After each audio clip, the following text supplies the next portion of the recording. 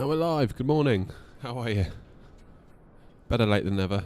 I feel like I'm a few minutes late this morning, so I apologise for that. So, we're not in the A320 today. We're trying something a little different. We're in the A330. Specifically the A330-900 Neo, which is quite a new variant of the A330. Open source free plugin as well for the sim, which is awesome. It's basically a fork of the A32NX, so the fly-by-wire A320 that we often use on the channel. And somebody very cleverly took a version of that and turned it into this. So if we hop into the flight deck... Hey, Bevy, how you doing? You can see it looks like an A330 and that everything's a little bit wider, everything's a bit bigger. Switches are slightly different. There's one missing up here. But for all intents and purposes, like the systems are that of the A320 or the A32NX that we use, which is cool. Although looking at the weather, I feel like my thumbnail's a little bit misleading, but that's fine. Sorry.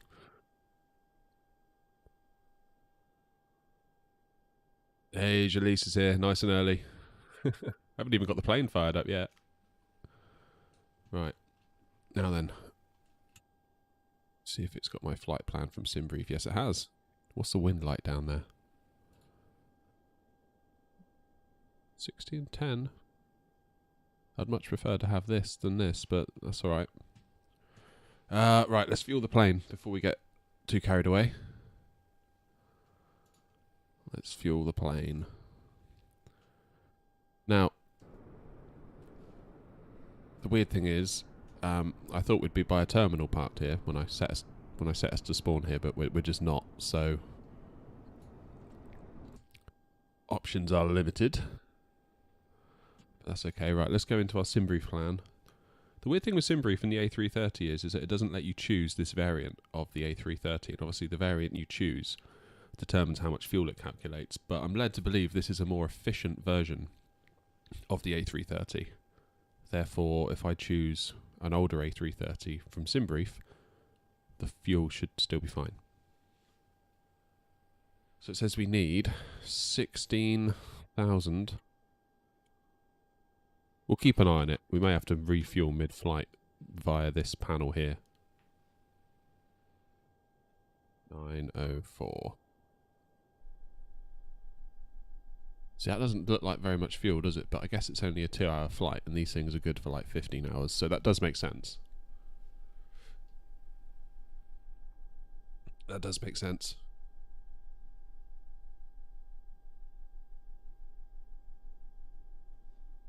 Right. Right. Let's see if we can get things fired up, shall we? Hopefully. I haven't done a cold and dark in one of these yet, so hopefully it's going to be exactly the same as the A320. So, batteries.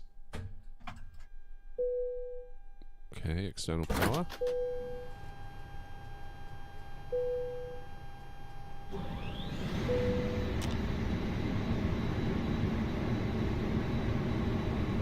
I sound tired. Yeah, there's probably a good reason for that. My dear wife isn't very well. And subsequently, I am a ticking bomb. And I'm starting to feel a bit bad already, so that's probably what it is.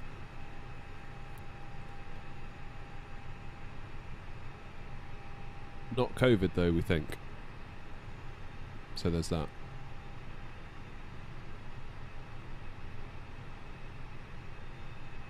Alright, we've got external power. Let's do our nav. And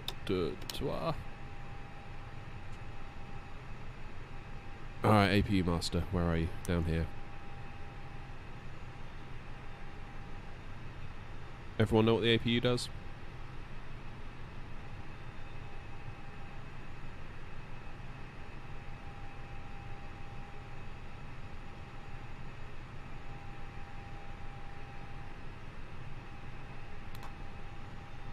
Okay, so we'll wait for this to go to available.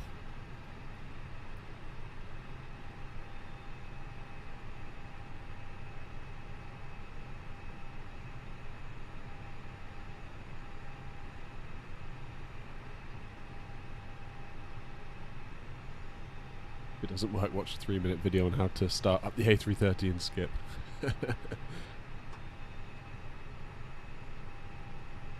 Fairly certain it'll work. I mean, they not to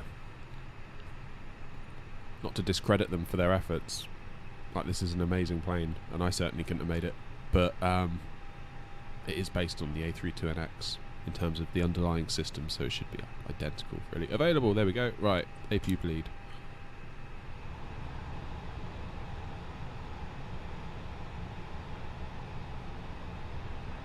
So the APU should now be firing up. That little engine in the tail cone of the plane.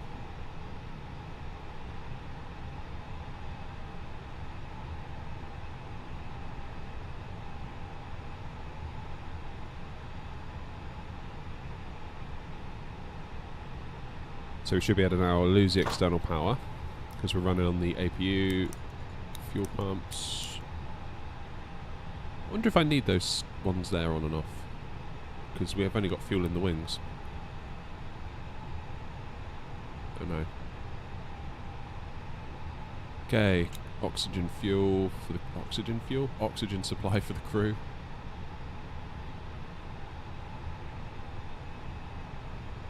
Can't see any white. Oh, there's a white light down here. What's this?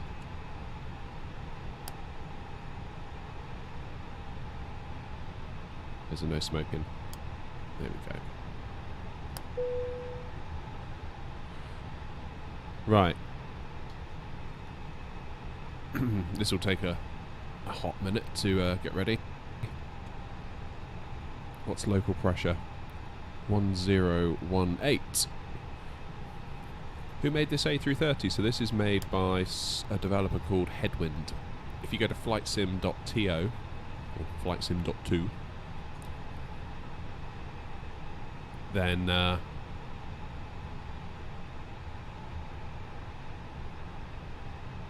you can just download it for free. It's very cool.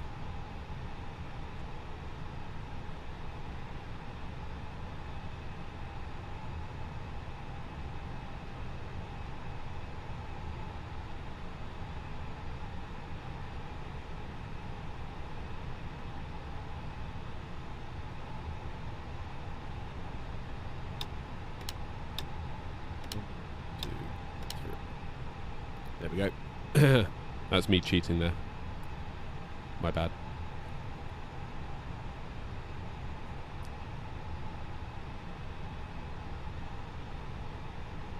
Why do we not have this display? Come on. Don't do this to me. There it is. Whew. Yeah, I know, it's crazy, isn't it? I mean, like, I've said it on the channel before, but I've got a background in software development, and it's like, I know how much time even the smallest thing takes. And to do this level of work in your spare time as well, presumably, it's like, that's crazy. That's so cool. And then just to give it away for nothing. Very cool. Very cool indeed.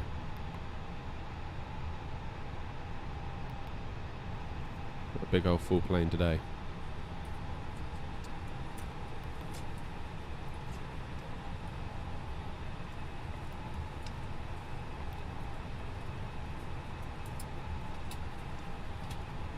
Yeah, 120 minimum.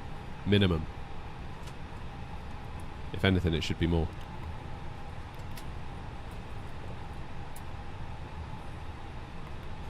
Right, we've got the passengers on, we've got the fuel on, so we can now do our zero fuel weight, which it has helpfully calculated for us.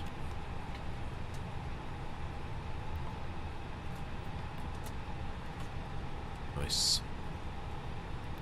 Go to the perf page, to flaps what?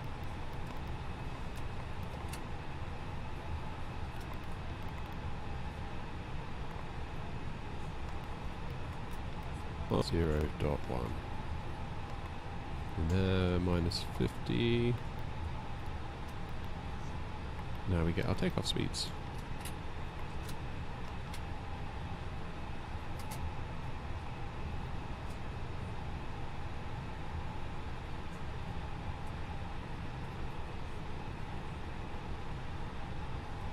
Cool. So it's got our flight plan in from SimBrief, which is very cool. Now, we're going to take off from runway 25 left. Here it is. And we're going to use the Anik 1F, that's the one, which is our route out of Frankfurt.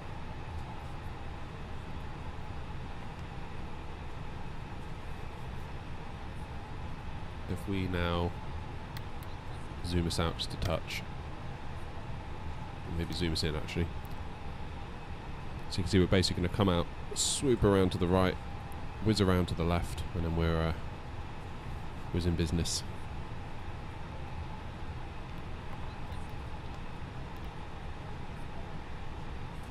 Now, as for getting into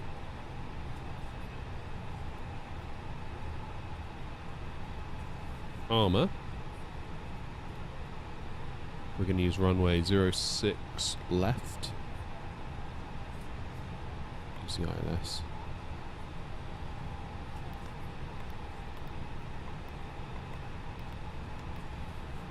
And we'll use Lun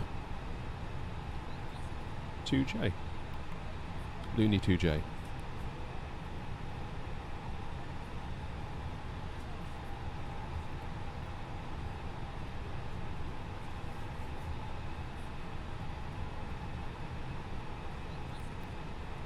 Let's see where that takes us.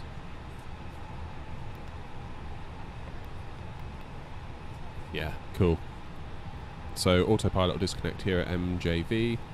We'll keep going straight, and we will then U-turn it in and come in on the ILS into runway 6. Sweet! Love it.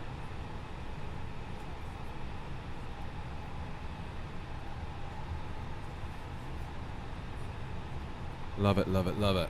So that's looking good. Throttles are idle, engine switches are off. Let's get that door locked. So we don't want any randos coming in and bothering us.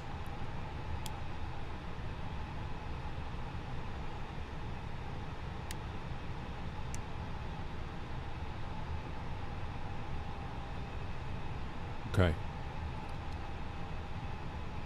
We should probably look at constraints.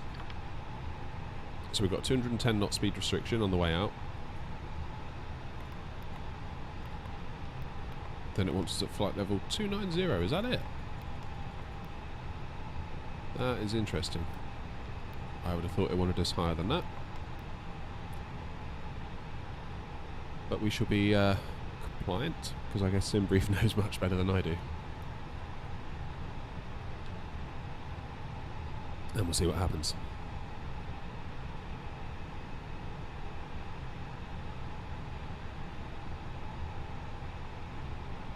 Okay, everything's looking good up here. Dash, dash, dash.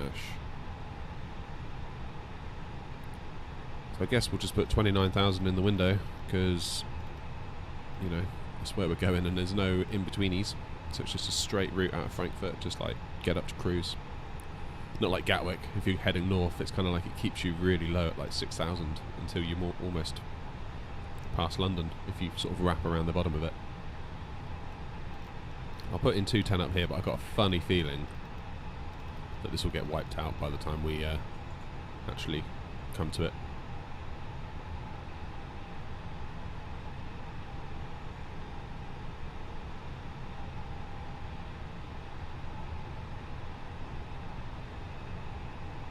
Right, let's get some lights on. Where's our beacon light? On. Seatbelts on. Now let's see if we can get ourselves pushed back, because I'm going to hazard a guess that there is no tug. Yeah, no tug today. So I think we'll push ourselves back and we'll get ourselves pointing this way. So we'll have our tail over here and our nose over here. I think that's probably sensible. Okay, parking brake off.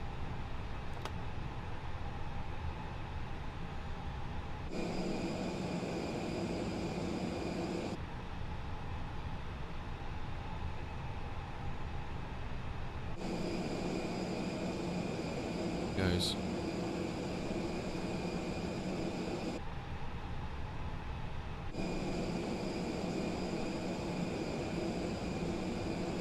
We're actually turning at quite a steep rate then. I thought it was going to be a lot shallower than that.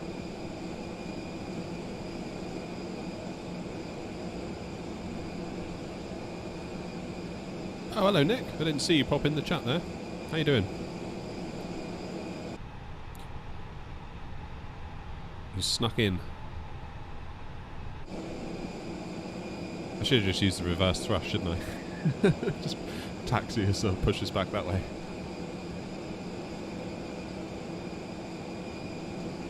Alright, I've completely butchered this pushback.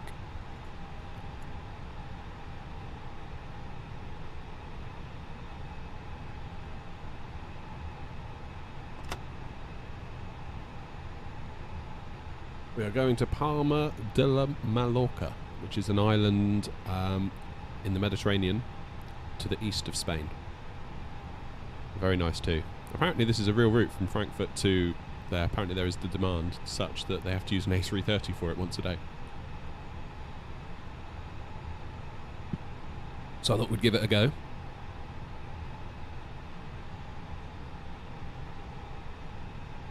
Right.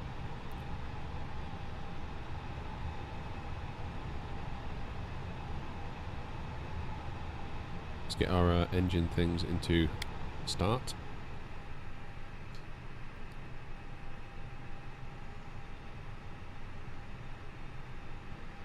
Parking brake is on.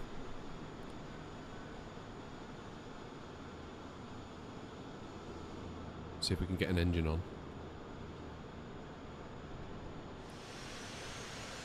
Promising.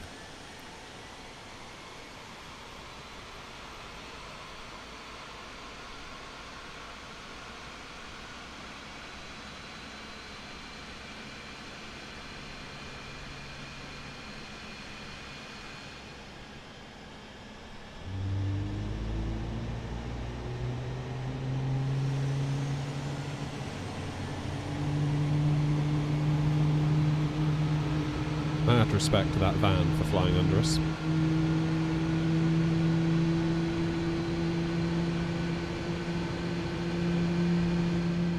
We're in the A330 today, Nick. I was tempted, and I may do this on Wednesday or maybe tomorrow evening. This is all default stuff, Jalise, as far as I know. I haven't added anything. This is all stock, as it were. NWSTRG disc. I have no idea what that means. NWSTRG disc. Let's Google that.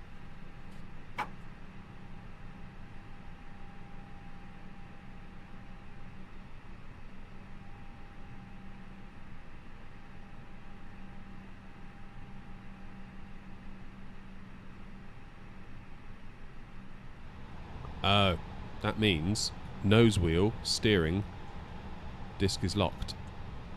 Because the tug, according to this, is still connected to our wheel.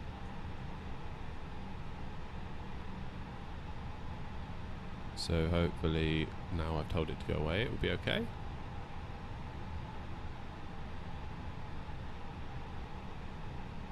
Yes! Sweet, we figured it out. I love that.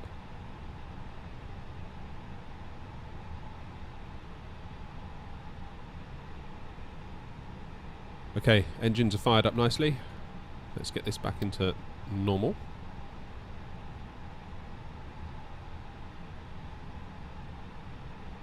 Head on up to the overhead panel. We'll do APU bleed off. APU master off.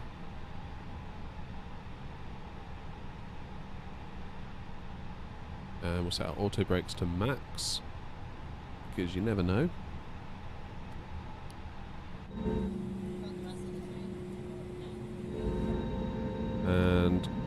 Flaps to 1.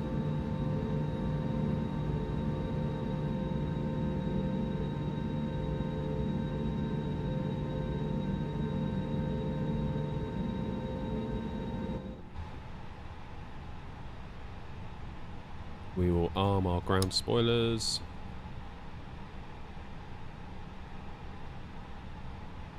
And let's get some lights on.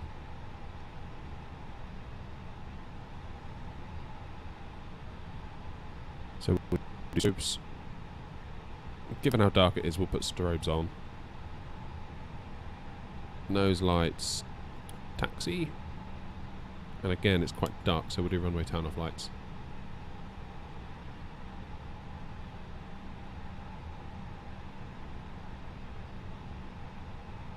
Right.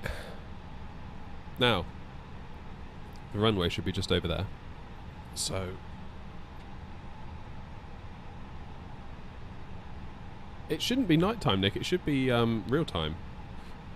It's just really cloudy. Yeah, so it's all real time, live weather. Hey, Aviation Geek, welcome back. Welcome back. Been working a lot. Not too hard, I hope. Not too hard. Let's get some lights on in here. Oh, that's better, isn't it? Right, parking brake off.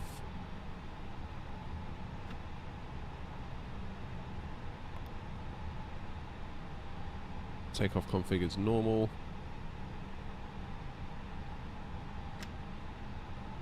See if we can find this yellow line over here, because our pushback was less than ideal. Let's just say that.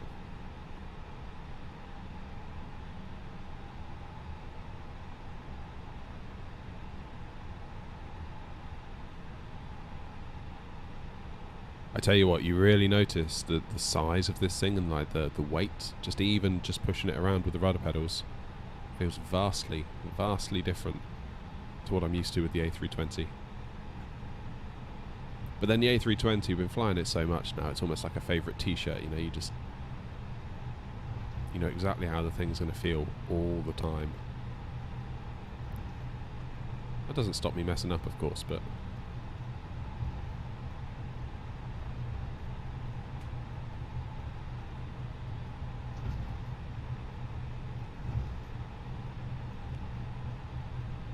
okay, let's scoot on down here.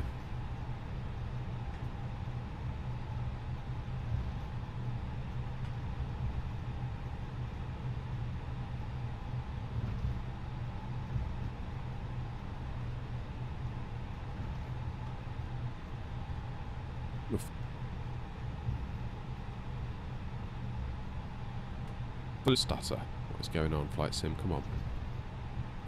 What's my opinion on Red Bull, as in the drink? Or the company, or the Formula 1 team, or all the other crazy stuff they do?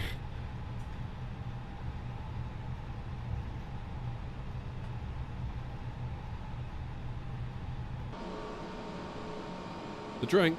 I don't really drink energy drinks, to be perfectly honest. Oh. That's where we need to be. How embarrassing. Damn it.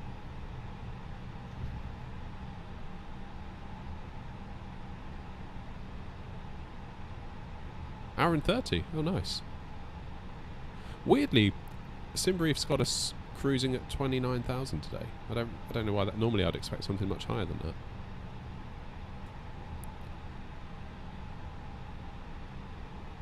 And my frame rate is all over the place today. That's it. I need to build a new PC.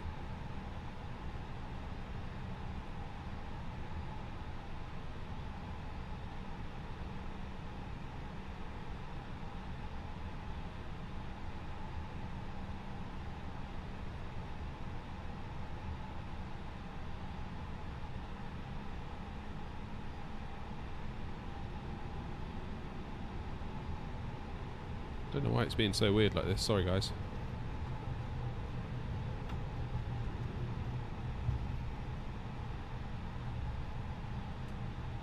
Seems a bit smoother now, at least. I don't know what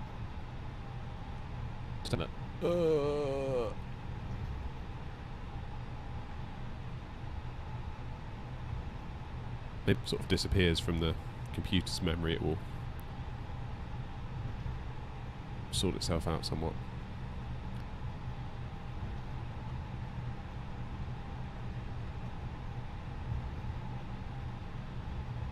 (747) cruise at flight level 240. What, on this route or just somewhere else?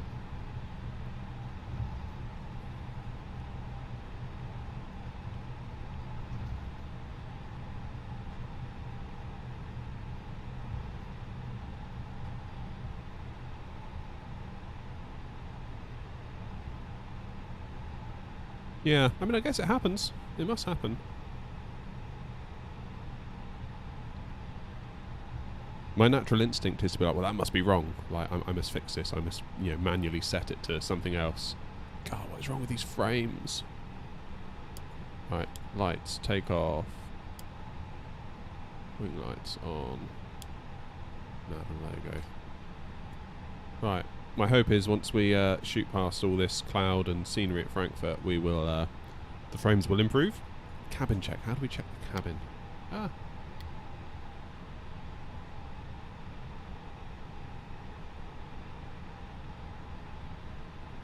Don't really know. Never mind. Right, I think we're all set. I think we're good. I think we're good to go. Who wants to go to Mallorca? Mallorca? Is it Mallorca or Menorca? I always get the two middle up. It's Mallorca, isn't it? Mallorca. Right. Let's go to Mallorca, shall we?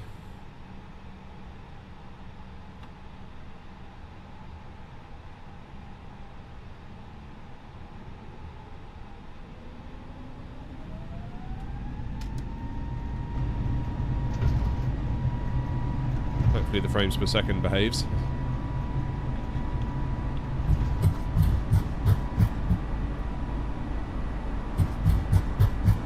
Maybe. Maybe not. Yeah, it's really not being nice. Still, we're up. Positive rate. Gear up. Oh, that's hideous.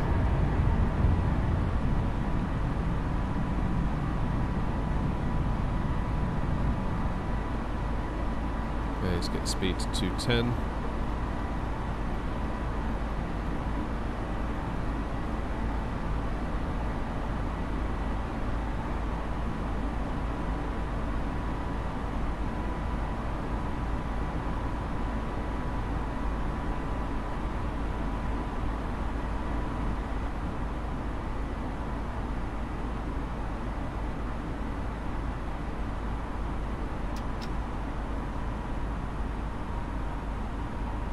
Oh, why is it doing this to me?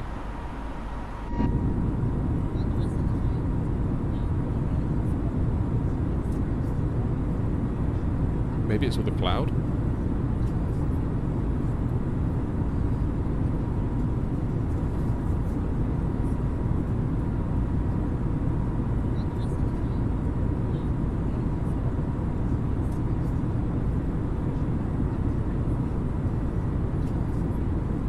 Does my mic just cut out? My mic just cut out then for a minute as well.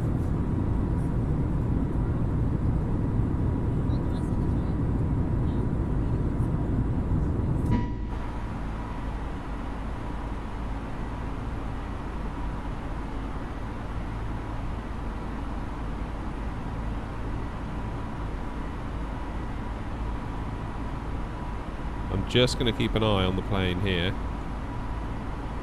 Because look, that is a weird little route it's got going on there.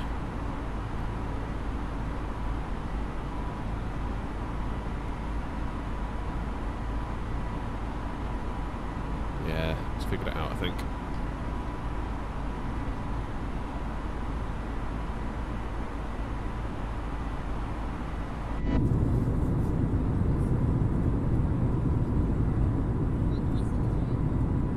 Is MSFS Beta World Update 12? I forget what we're on now. Is it 12?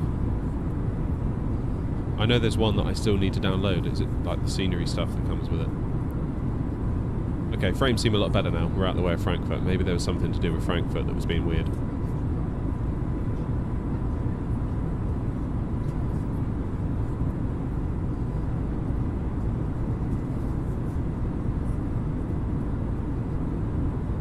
11, thank you.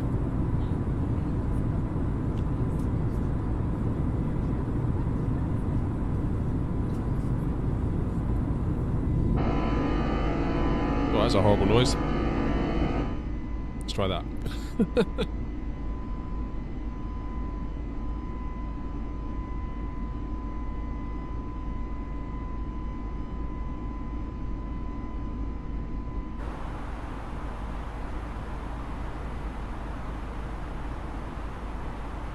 Cool. So we're past our 210 speed restriction, so we'll let the plane do its thing.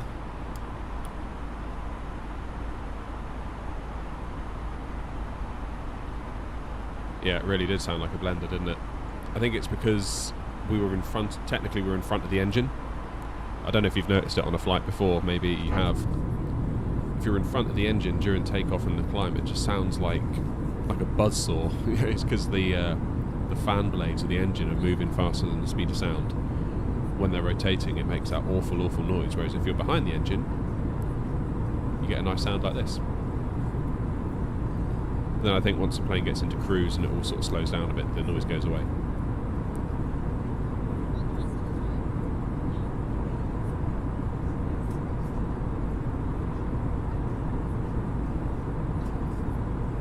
So it's quite a cool route, providing the cloud gets out of the way. We might get some decent views. We're going to go over Switzerland, quite close to Zurich, I believe. Is it Zurich?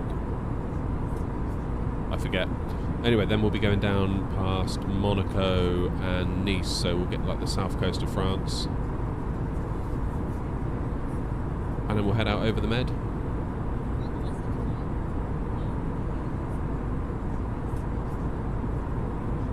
See what's going on.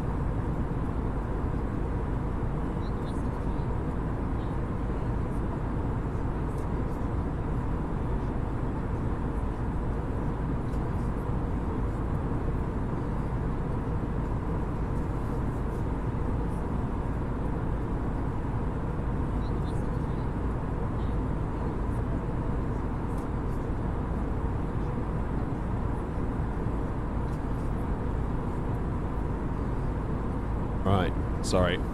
I was ignoring you then for a second.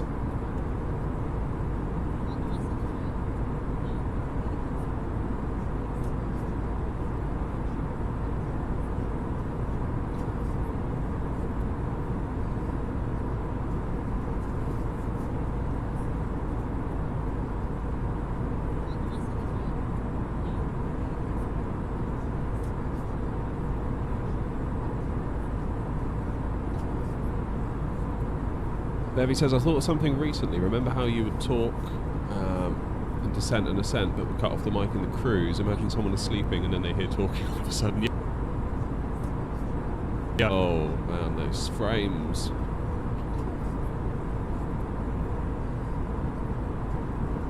Yeah, I think really with those sorts of streams, if I'm going to do like a chilled kind of, this is like ambient background sort of stuff, then I just need to commit completely to not being on the mic the whole stream. Because like you say, if someone joins midway and it's like, oh, this is a really chill stream, and then all of a sudden I jump on the mic.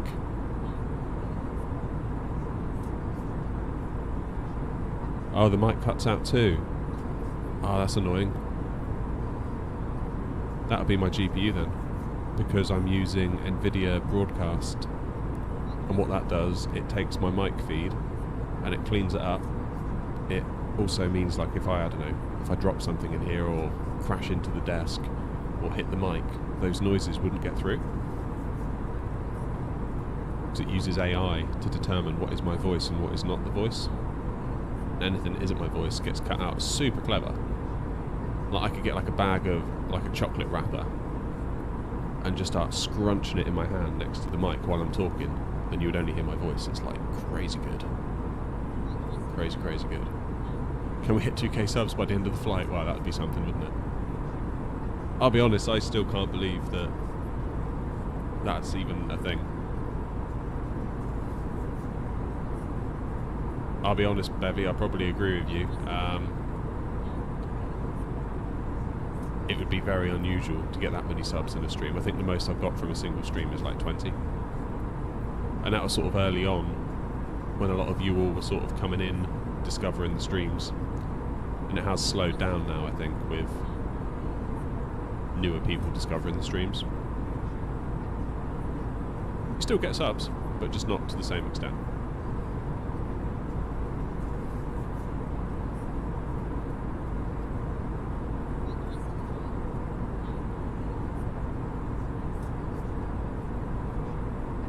You like both types of streams? Talking and then no talking. Fair enough.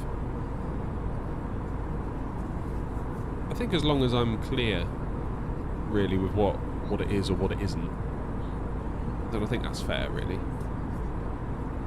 Like, if I market it as a kind of ambient background, white noise, for helping you chill out, study, work, relax, sleep, whatever, I think that's fair, because you sort of know going into it what it is. In fact, I had a comment last week or the week before. One of these streams, like what we're doing now, I kind of marketed as a chill out kind of stream, and I talked over it, and then I put on like lo-fi music, and someone complained, being like, you know, what's this? Why have you got elevator music? It's supposed to be relaxing, plane noise, and why are you talking? So it's like, fair enough. Yeah, that's my mistake.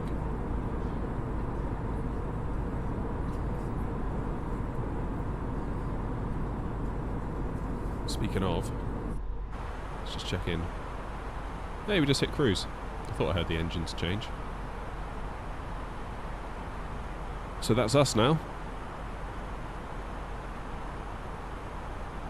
How are we looking for fuel? We've got 13,000 left out of the 16,000 we put in, so that's fine.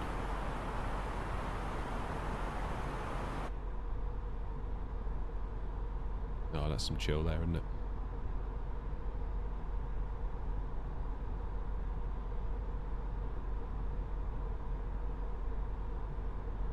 That is some chilled views.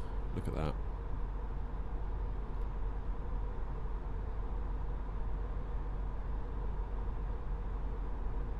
Yeah, Jalise, you're right there. We've got a great group of viewers.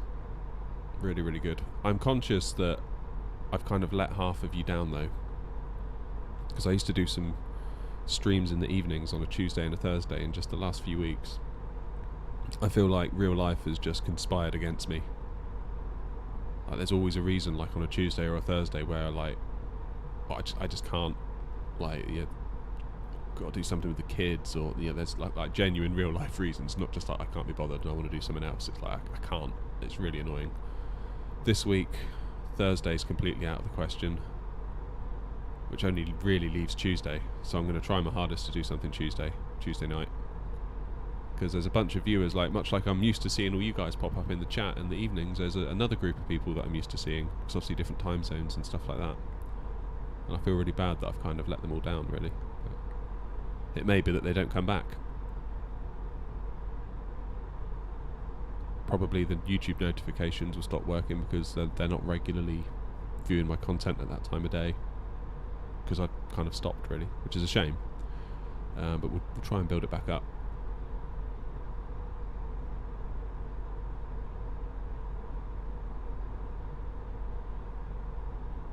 We'll try our bestest. Especially with like Christmas and stuff, like there's like, you know, loads of stuff on.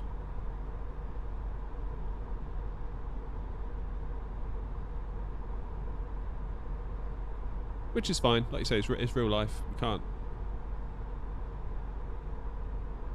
You wake up at 4 AM to watch the stream. Yeah, I remember that. It's commitment right there. That is commitment.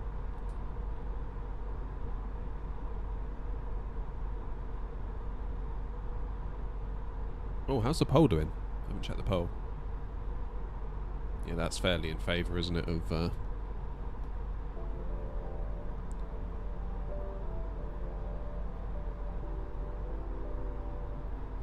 Right, keep your ears open, see if you hear the same song more than once, because there's like literally hundreds of songs that I've got it on shuffle that you could choose from. But I don't know about you, but it always seems like we get the same 10 that just randomly shuffle, so I don't really know why that is. I may have to look into that.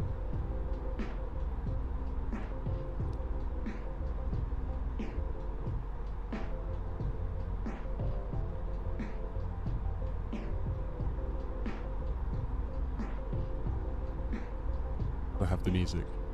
Yeah, I love it. I love the music.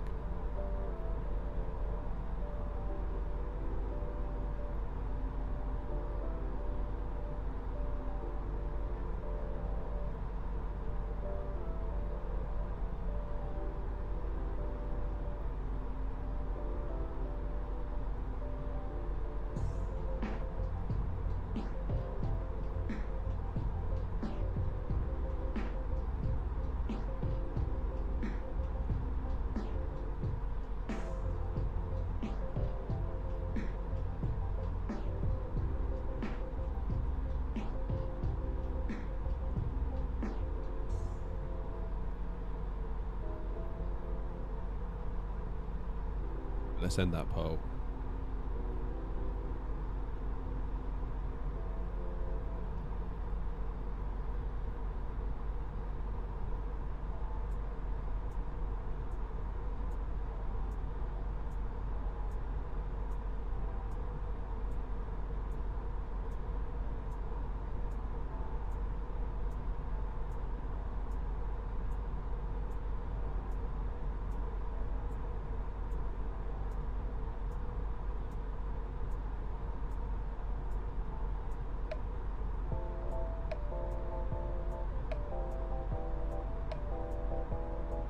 It's 39 degrees Celsius in Australia a few days ago.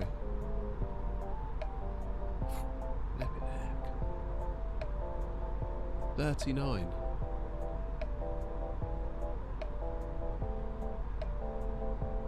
I'm usually done by about 25, 26. That's my limit. 39, that's crazy.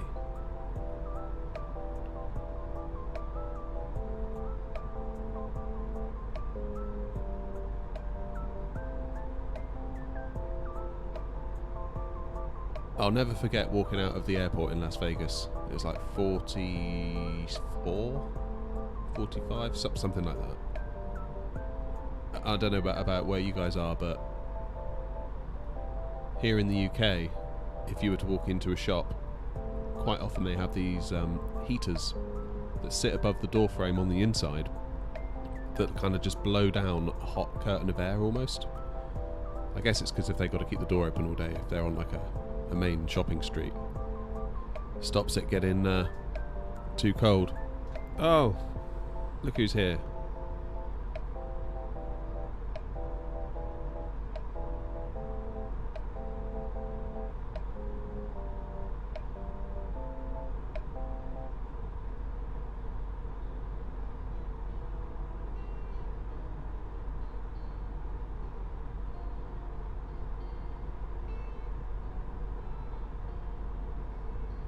But yeah, like quite often if you go into a shop, as you walk in, you get this blast of hot air that sort of comes down over your head and your shoulders. And I walked out of the airport in Vegas out onto like the outside, which was still covered. It had like a concrete kind of overpass going over us. And I thought, I'm stood under one of those air things. But of course, why would they have one of those in Vegas? Turns out it was just the air. It's so hot. course, like a fool, I'm there in like my hoodie and my jeans. That seemed appropriate when I was in the UK, but...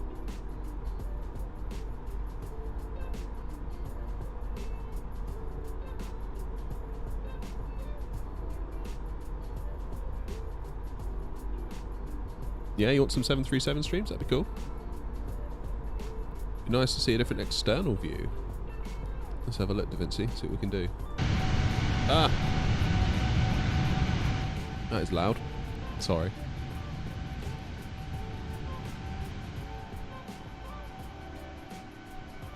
What do we think of the external views? Something like that? Well, you can do smart cameras, can't you? So if I go onto smart cam, it's going to like look at something on the ground that is apparently a point of interest. And as such, the camera should gently rotate around the plane as the plane moves away from it.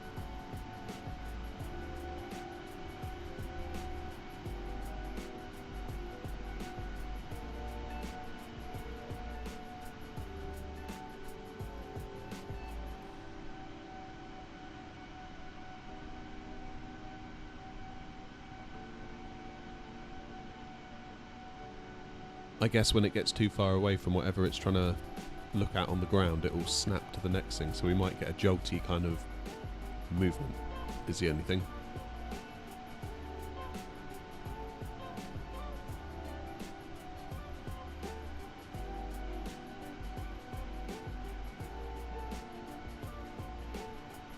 Is this an aircraft delivery to the airline? No, I don't know what this is, to be honest. I don't have my livery for this plane, that's what it is. I did look into making one for this plane, but it seemed really difficult compared to the A320, or the A320X, I should say. It's like it's a completely different way of doing it.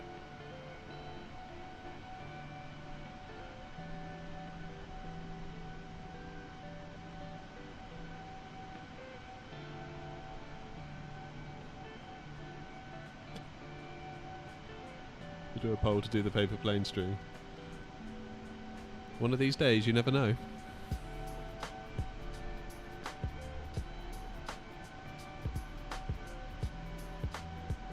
It's too bad we've got all this cloud. It'd be nice to actually see what's under... Ah, yeah, there it goes. So it's snapped onto something else now. I don't know what it's looking at, but... Can you change it? I'm sure you can. Smart cam targets. So it's looking at that ED23.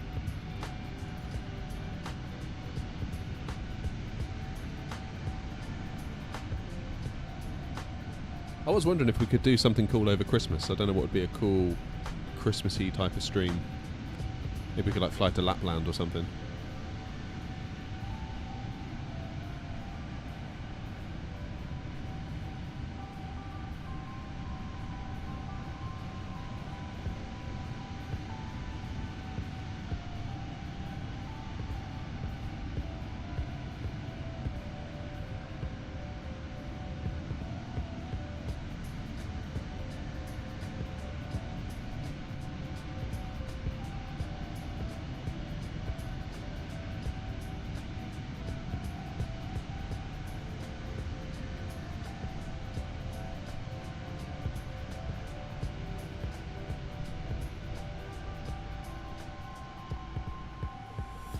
Actually works quite well when it's zoomed in like that, doesn't it?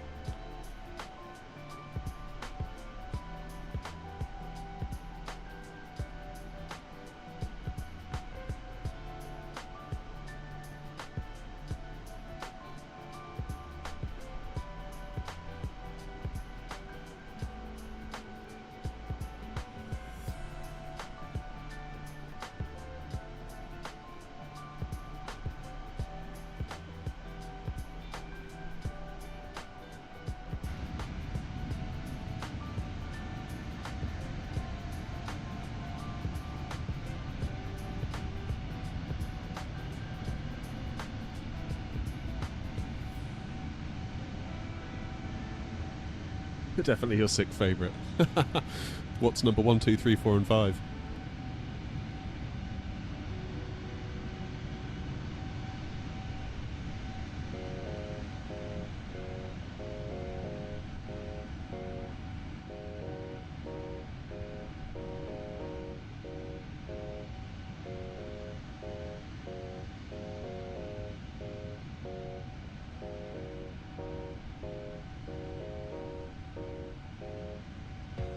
Okay, Dreamliner, fair enough.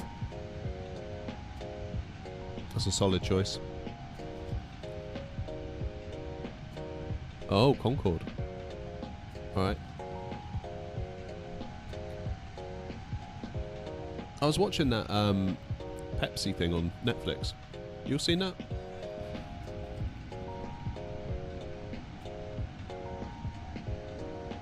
I don't, Bevy.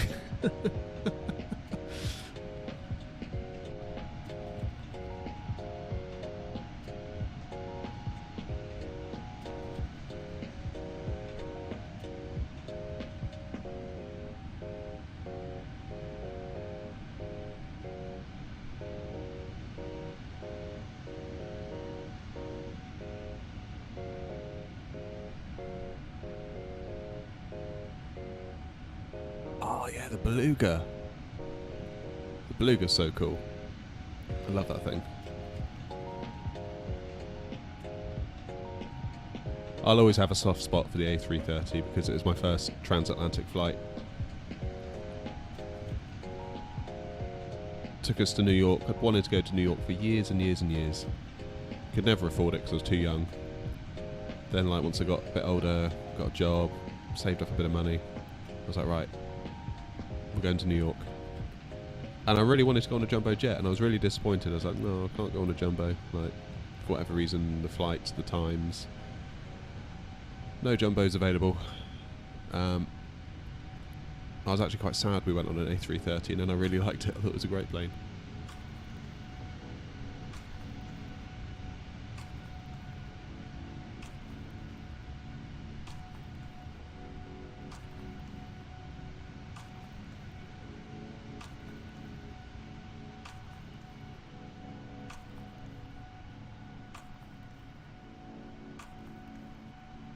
Hey, Tom's here.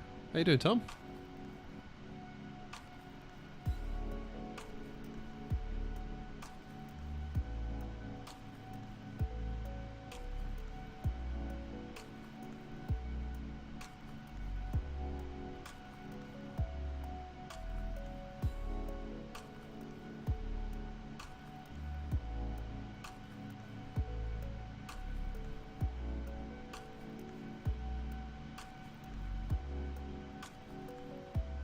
Oh, what was that? You'll see that too?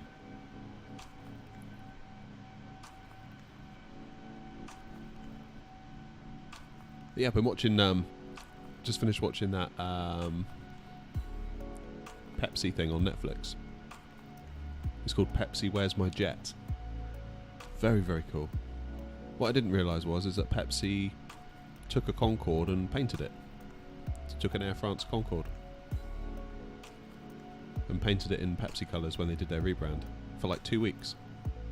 They've painted a whole Concorde for a 2-week ad campaign, and it couldn't fly over a certain speed for very long, so they had to use the ones that went over to like the Middle East, because I don't think they could go like Mach 2 anyway, because they were over land for a lot of the flight.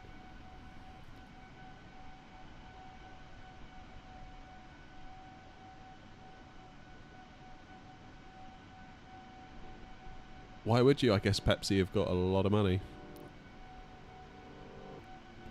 Yeah, Google it. It's a real thing. Yeah, I don't know if you've seen the documentary on Netflix. It's fascinating. I won't spoil anything, of course, but it's about back in the 90s, Pepsi did an ad campaign where for every like can of Pepsi you bought, you would get like a little coupon on the side of it, and you could then like buy things with it, like, you know, like a pair of sunglasses or a Pepsi t-shirt or a, you know, stuff like that. And in the ad they would have like sunglasses, 125 Pepsi points, t-shirt, 200 Pepsi points, leather jacket, I don't know, 1,000 Pepsi points. And then right at the end, they had a Harrier jet landing, and it was like, Harrier jet, 7 million Pepsi points. And someone thought, huh, it wouldn't actually be that difficult to get 7 million Pepsi points. Maybe I should do it and then demand the jet. And then it all went to court and all that sort of stuff. So it follows that journey. I won't say any more than that, but it's very, very, very cool. Definitely worth a watch.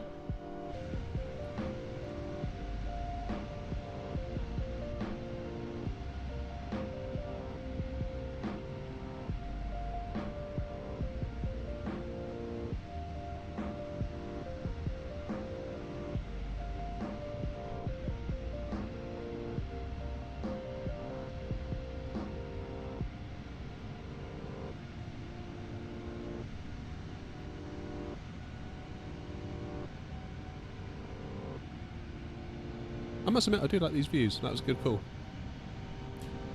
Aviation Geek says, I kind of like the A330. Yeah, me too. Me too. It's basically the same, isn't it, as an A330, except it's got a higher takeoff weight. And it's longer, I think, in one of its variants. Wasn't like it was like the longest aircraft in the world for a while, wasn't it? Possibly still is.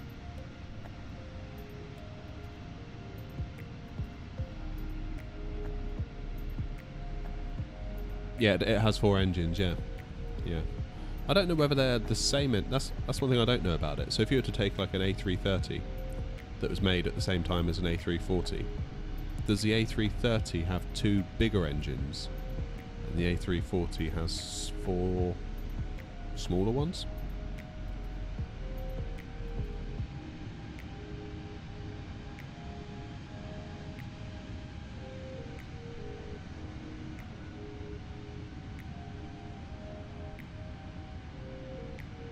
I think we're getting some turbulence, you know. Oh, hit the mic then, sorry. Don't know, can we feel it rocking around? See if we can see any wing flex.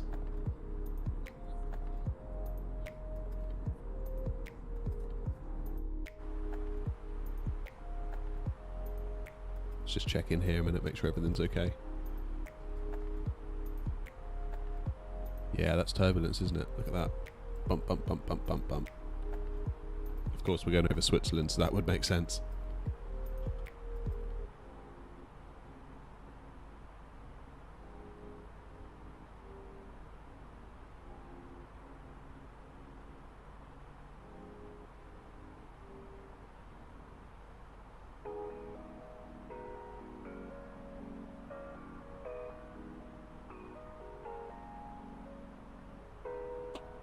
Gotcha, yes, it has 4 smaller engines, that would make sense. But I guess collectively they generate more thrust.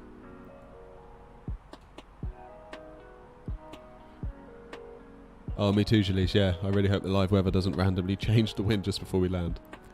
Wouldn't be the first time. I'll be honest, I'm more concerned now about frame rate. Because if the frame rates do what they were doing coming out of Frankfurt, I honestly don't know if we'll be able to land. I really don't know.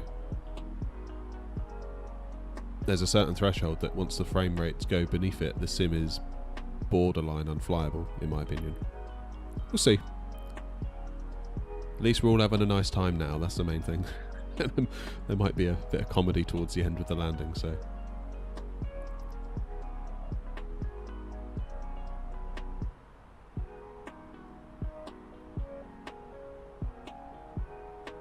I just want the A380 to come out. That's what I really want.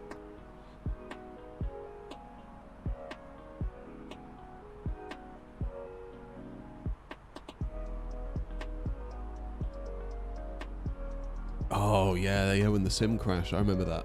That was, where were we coming into? Vegas? I think we did San Francisco to Vegas. Wasn't it like we were 2 turns away from like coming in on final? Just bang, crashed the desktop. That was a really crashy period for the sim, wasn't it? There was a lot of people complaining about crashes at that point.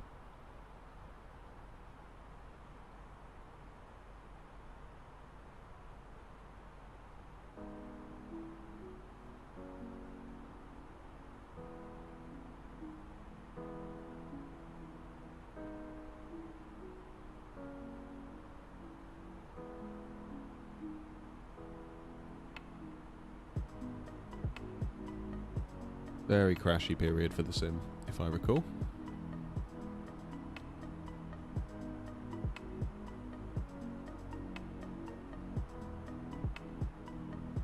But yeah, the A380 would be awesome.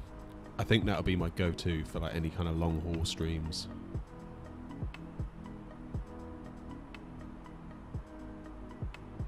Tom says I have a big question. Yoke, side stick or both? You know what? It's something that's been on my mind a bit recently. I feel like I'm very reluctant to fly anything that's a Boeing. I feel very reluctant to fly a Boeing at the moment. Like, I thought about doing a 737 stream this morning. I was like, yeah, but I don't really want to. So I don't know whether getting a yoke would help me be a bit more enthused about it. Maybe that Thrustmaster one.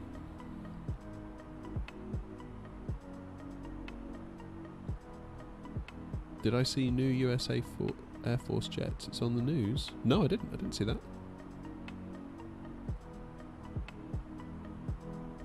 Hey, Splatty. Hope I'm pronouncing that right. Welcome to the stream.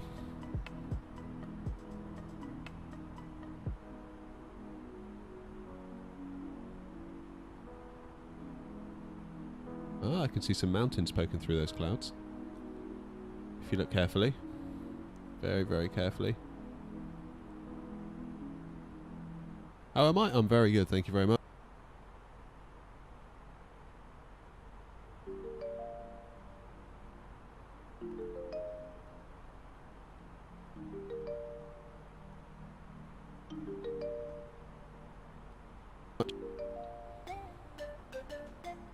If we look out this window, we're going to get a better view of the mountains, maybe. Ooh, yes we will. That'll be where the turbulence is coming from then. Oh, you feeling not good today? Oh, sorry to hear that.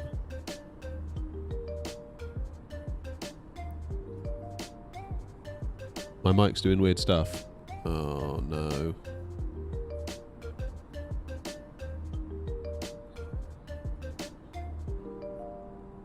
My stupid graphics card. That's it.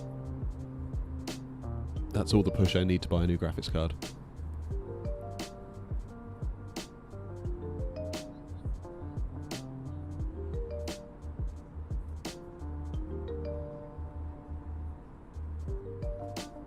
Is it okay now? Like, I'm looking at my meters and the meters are showing up.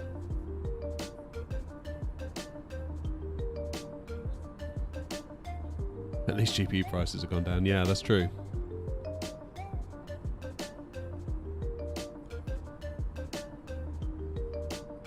Yeah, it's that time of year, Tom, isn't it? Everyone's getting sick.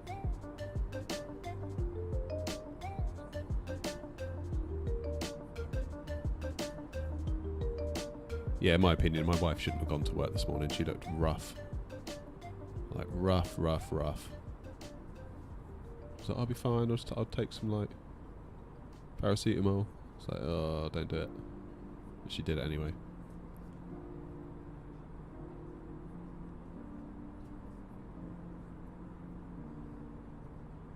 Hopefully this is a planned turn and not the plane. Yeah, that's good.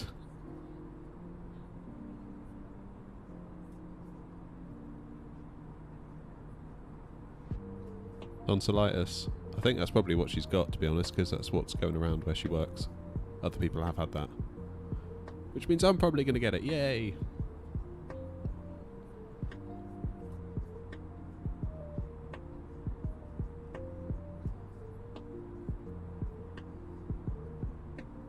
Maybe we'll do a long haul stream Thursday night. If I can get one pre-recorded. Maybe Wednesday. Yeah, no worries, Tom. Have a good flight, mate.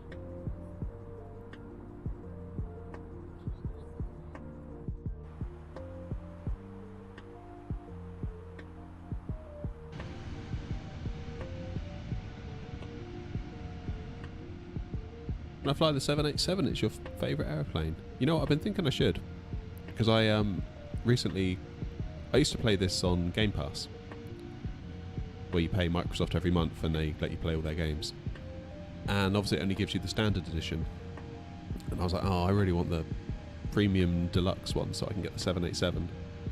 So I saw it come on sale on Steam, so I bought it, and I've not really flown it, which is really silly. So yeah, I too am very keen to get flying the 787.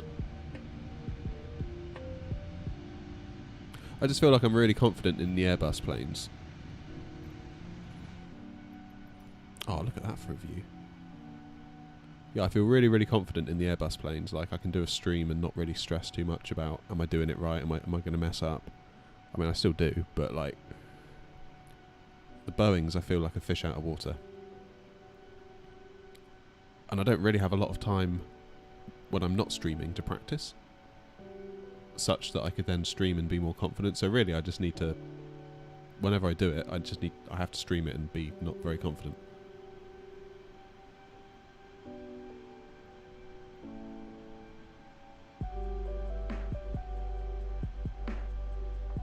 How old am I? I've just turned 34. Getting old.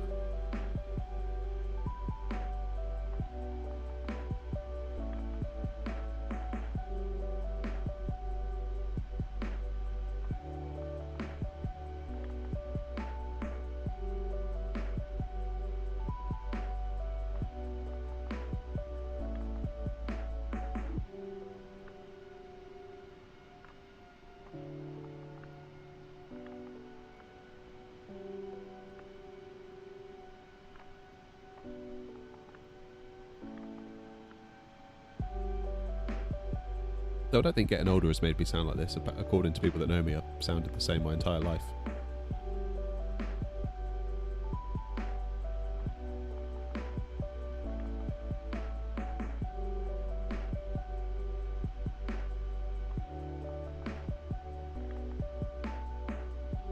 Where are we at? A little over an hour to go. That's not so bad.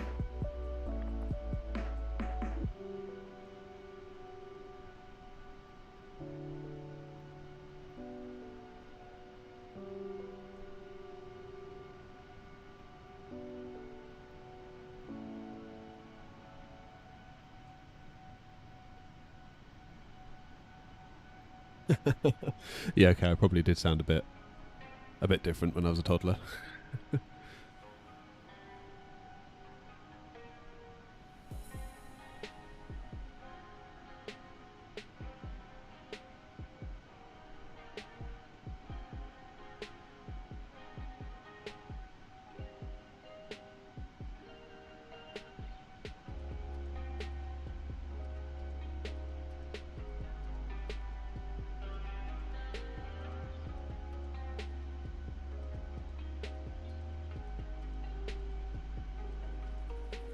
I keep thinking that's like a coastline beneath the plane, but it's not, isn't it? It's like a cloud that is just rendering really strangely.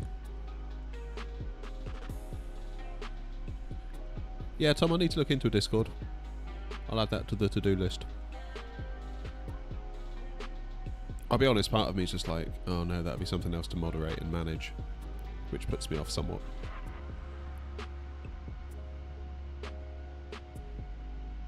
But yeah, you could have a good point there.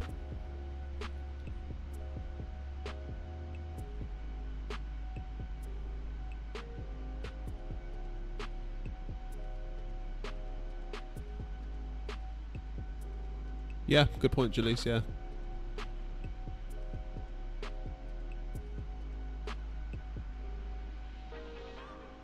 I'm perhaps once bitten, twice shy, I think. I used to run a Slack group. Well, for those of you that don't know what Slack is, it's like Discord, but less gamery. It's probably the best way to put it.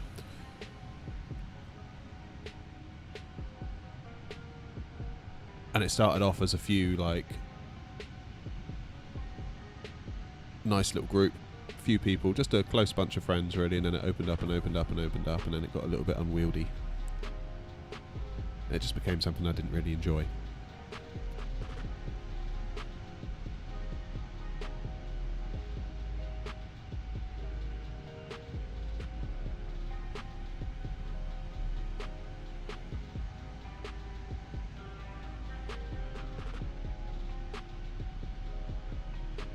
At least the clouds are breaking up. We should hopefully get some nice views of France. So we're going to go past like Monaco, Nice.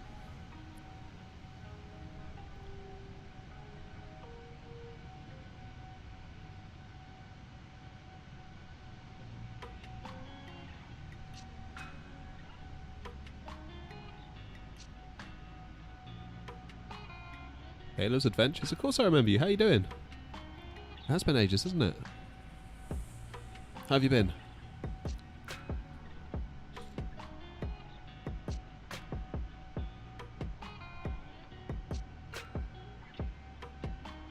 I love how the map is just completely blocking the front of the plane.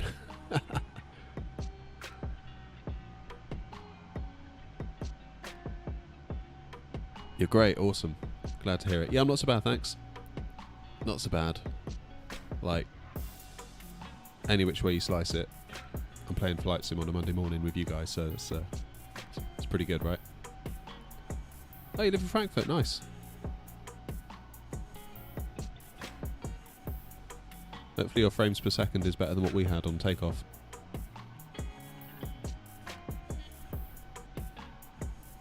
In a citation, any flight ideas under 1 hour? Could you do something like Paris to Amsterdam? Would that be about an hour? Maybe Amsterdam to Gatwick?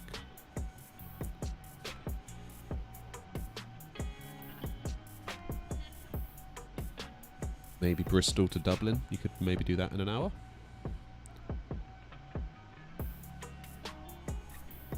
Paris to Birmingham, yeah, that's a good shout. That's a good shout. Maybe we could do one of those in the 737, just a shortish stream. Or shortish flight, rather. Because I feel like I need to get better in the 737. Like, urgently better, because I'm really not very good in it. So I wonder whether a stream where we did maybe like, for example, Paris to Amsterdam or Paris to Birmingham, and then did the return journey, because the cruises wouldn't be that long, and the parts where I need the practice, like the takeoffs and the landings, ascents, descents, would get more of those in the same amount of time. I mean, I'll have to label the stream like me learning the 737 or something, so I don't want people to think that like they can come in and get good advice on how to fly the thing, because they won't be getting it from me.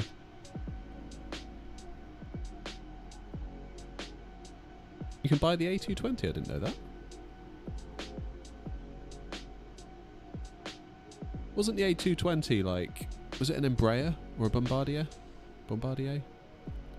An Airbus like bought it? Is that one?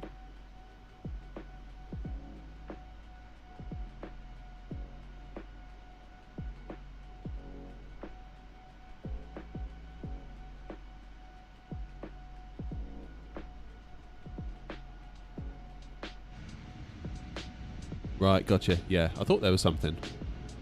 Something rang a bell. Yeah, I think you're right. Right, guys, I'm going to be back in like 2 minutes. I won't be long.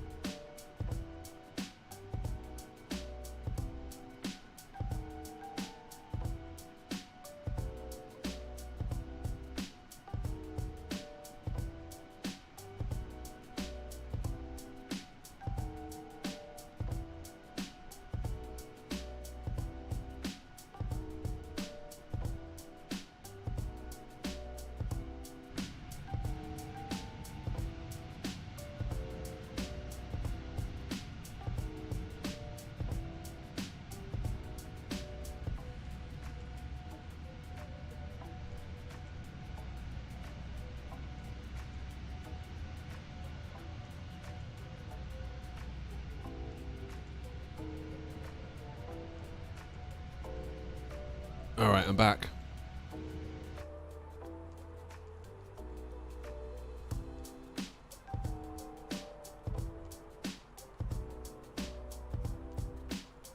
Somehow still got that smart cam on. No, I haven't.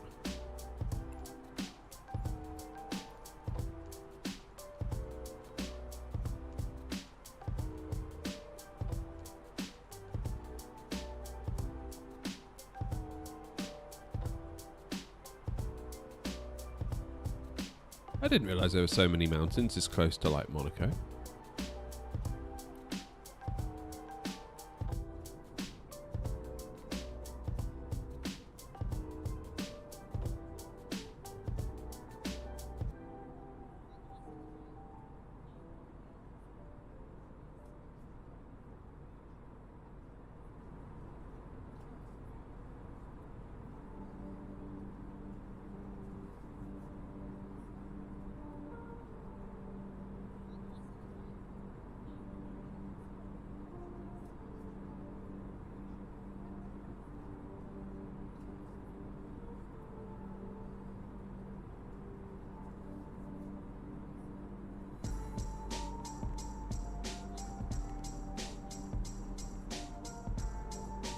Are you doing Paris to Amsterdam? Nice. Have a good flight.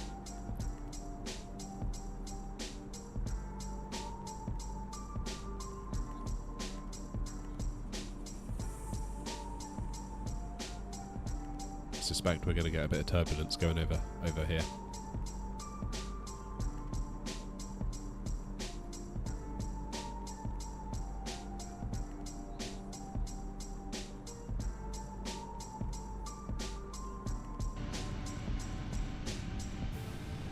See if we can put that smart cam thing on again. I quite like that. It's quite good. I won't let us. Because there's no targets available. Okay.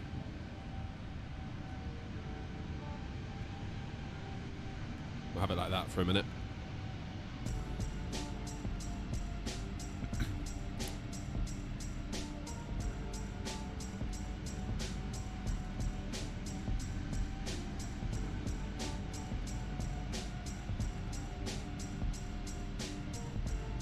Yeah, the mountains look great, don't they? You definitely see the plane getting thrown around as well, going over them.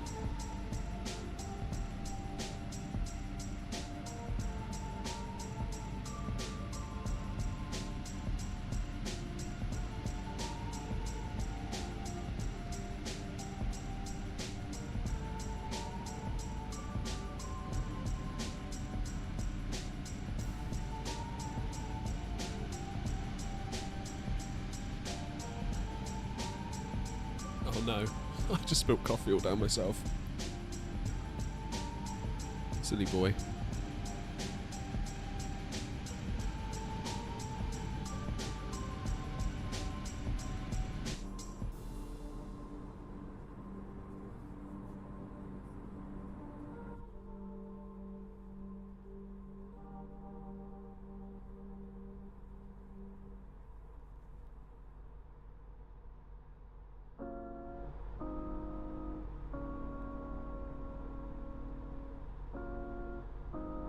Do I drink coffee black or with cream and sugar? No sugar.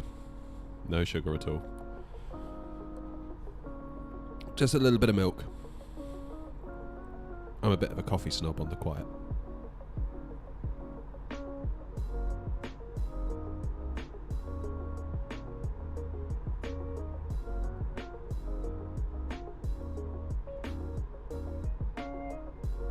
Quite particular about my coffee.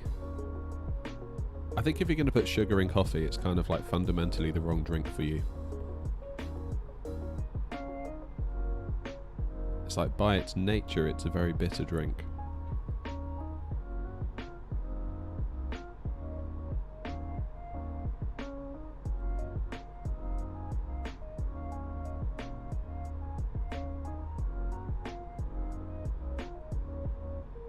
So we can't be far off of Monaco now. Yeah, my favourite coffee would be probably Colombian coffee grown at about 4,000 feet in altitude. You get like a real nutty sort of flavour out of it. I love it. Because at about 4,000 feet, like the higher you grow the coffee, the slower the bean grows. Because there's less oxygen. And the speed at which it grows determines the characteristics of its flavour. And about 4,000 feet you get that nice kind of nuttiness, that nutty coffee flavour. Once you start going 5,000, 6,000, you then sort of get the more floral flavours, which I don't really like.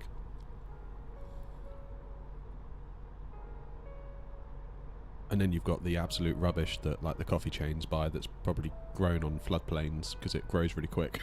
So, yeah, I generally avoid the coffee shops, or the chains at least.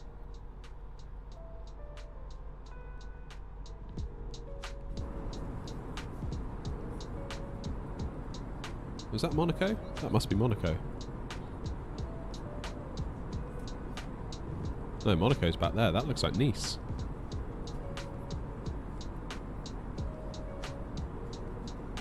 Yeah, that's Nice Airport, isn't it? So we've already passed Monaco.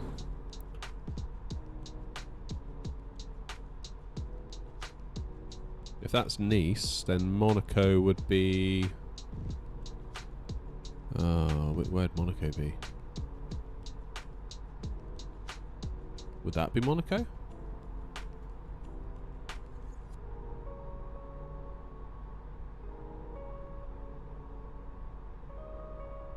I don't think that's Monaco.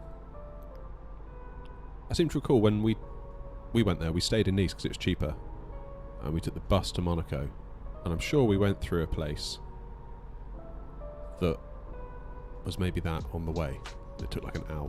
I mean, that looks like it should take an hour. I don't know.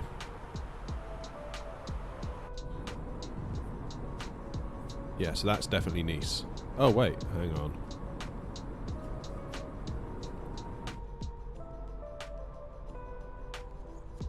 That's Nice.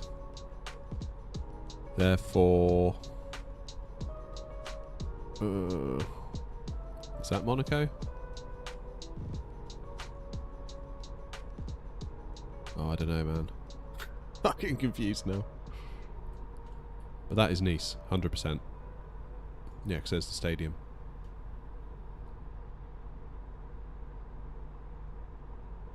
I love Nice.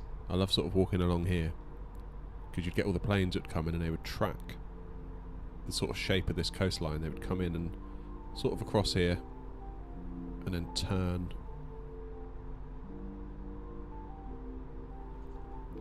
There was some like garden place we went to up here and it had like a looking out observatory place and you could see the planes coming. It was awesome.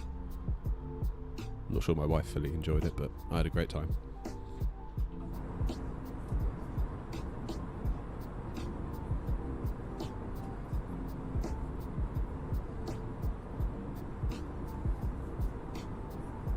You just got amazing scenery ascending from Paris. Yeah, it's very cool around Paris way.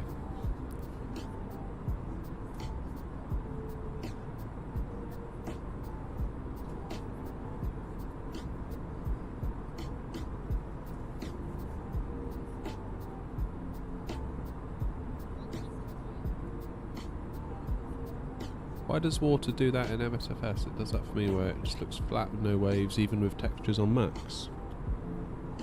What, like that?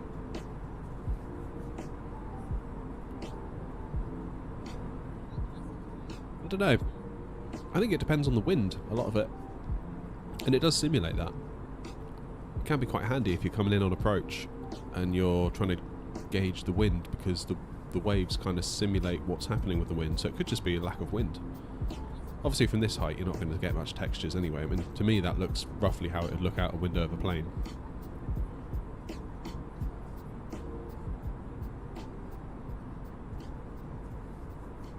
I don't know if you saw the Gibraltar landing I did, the thumbnail. You can kind of see the waves in that.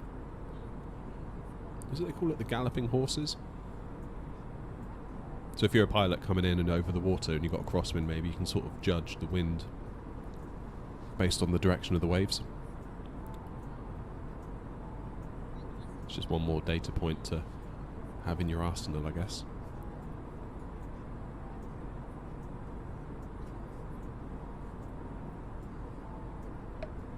Let's just check how we're doing for fuel, because I was a little bit concerned that SimBrief didn't have a... Okay, so we still got half left. So we took off with 16,000, we got 9,500. We're good. We're good.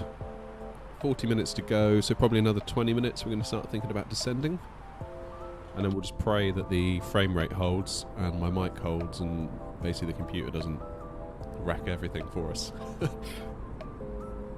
We'll see. If it looks like it's going to be unflyable, I'll maybe just turn on the auto land and see what happens, see if it can do that. But I've had it before where I've tried auto land and I've had frame rate issues. And it's like the sim itself cannot fly if the frames are too low. Because I guess it has less data points to work out what to do with.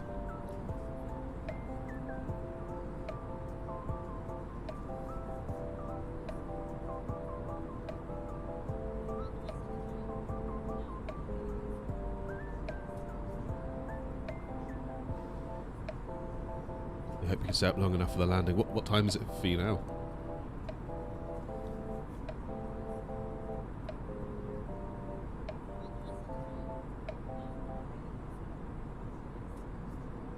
Work out where that is. It's not Marseille, is it? Get the old map up. I think it might be Marseille.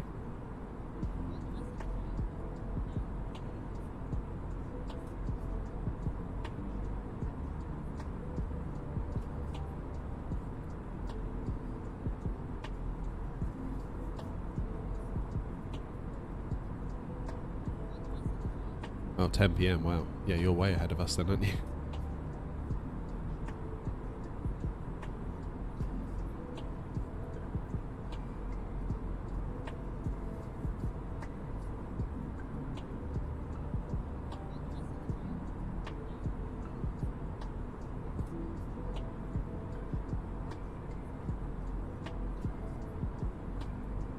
Time's it for me? It is 10 to 11 in the morning.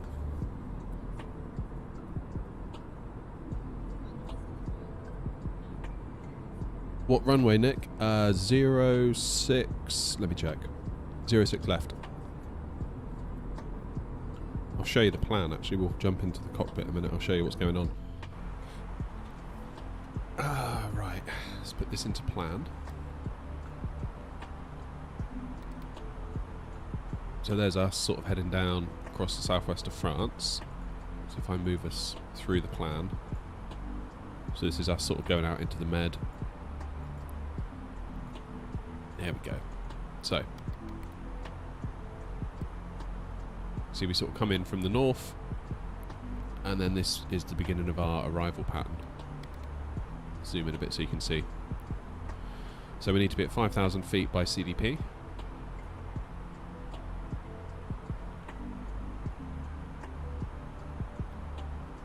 Then 4,000. And then by NJV we need to also remain at 4,000. Then the plan is autopilot will disconnect here. We'll carry on the same heading. Then we'll do a right turn and a right turn, and then come in on the ILS, where it wants us at 1,900 feet. Which seems quite low, but again, fine. And then we'll hopefully land, frame rates permitting. But that's actually a good point. We're at a good point in the flight now. CDP, it wants us at 5,000 feet. So if we go to CDP, chuck that in there.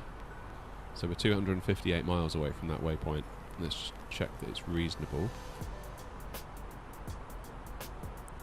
331 to the runway.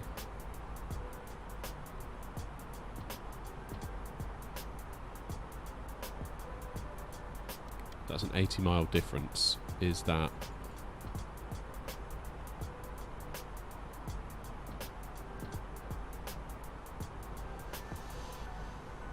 maybe?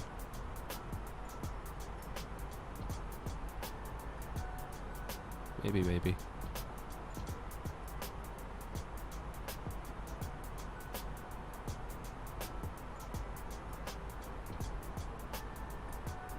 But let's work out. It wants us at 5,000, doesn't it? So if we're at 29,000, it wants us at 5,000.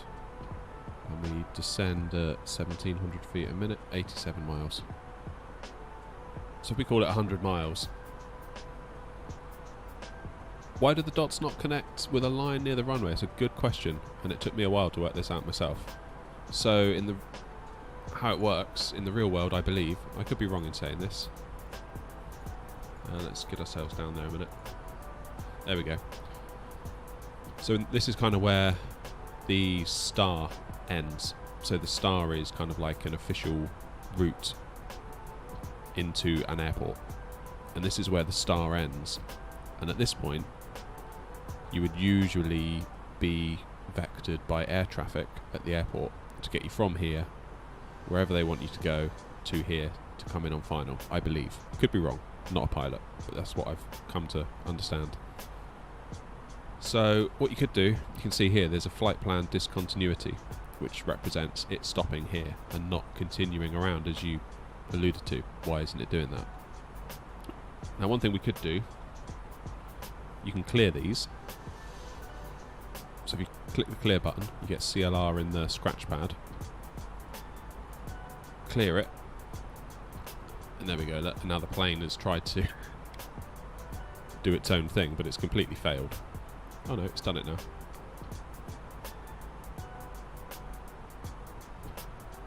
So now the plane will get to MJV and do a turn in that way, which is fine. But you probably wouldn't do that in the real world. You'd probably get to here, and then local air traffic would guide you in and get you onto the final approach, which starts at this waypoint here. Maybe they bring you all the way out here, and you could have to go anywhere, depending on local conditions, depending on traffic, depending on all sorts.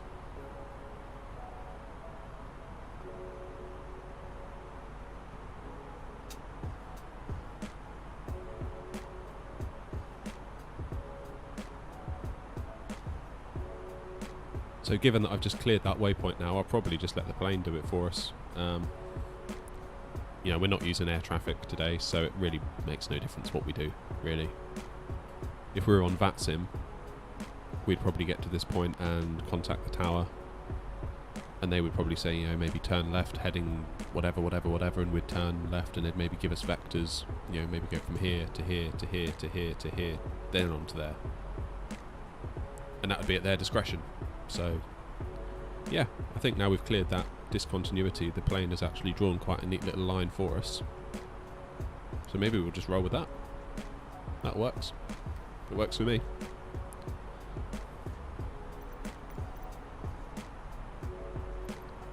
So we're going to give ourselves, it says it wants 87 miles.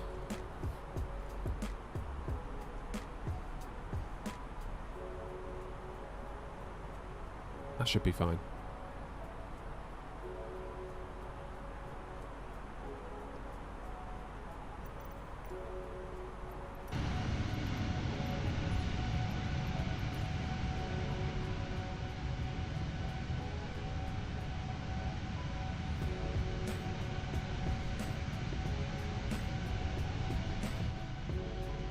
These engines are a bit loud. Right, so where is this? What am I looking at now? That's an airport down there.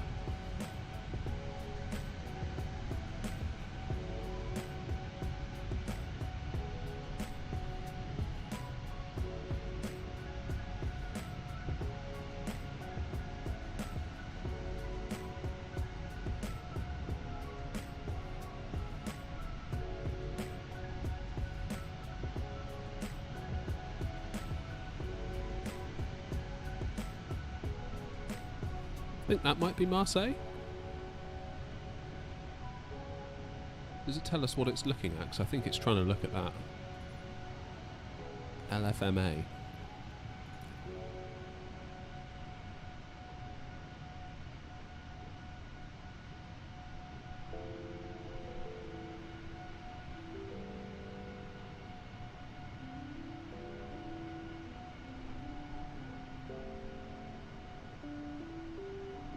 Work out where that is.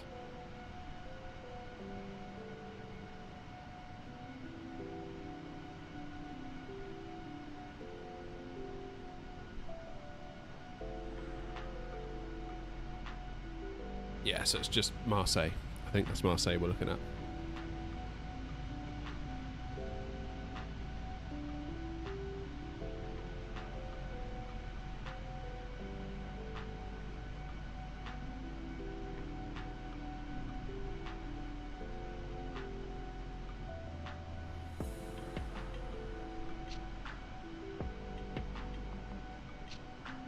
So it's out over the Med now.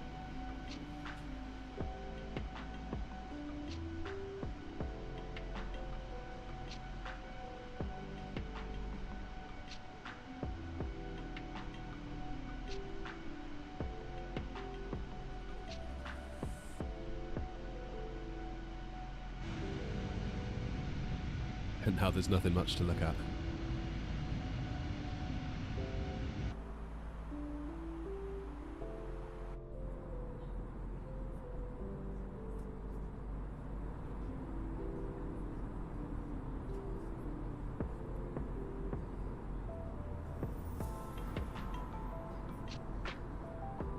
Also, Jalise, with those discontinuities in the flight plan, you get them on the takeoff as well. But I usually just clear them, just to give us a straight line out. But again, you'd probably in the real world contact air traffic. Although I'm not 100% sure how that would work. So I'm not really a VAT simmer. I probably should do a bit more of that, or start doing that.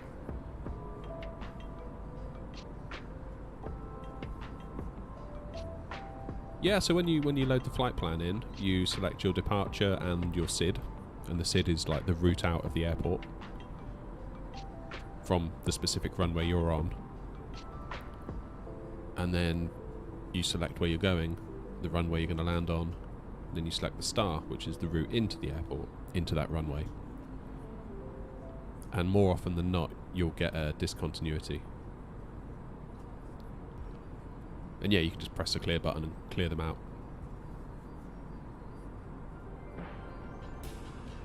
But that's probably not representative of what happens in the real world. But it works for the sim.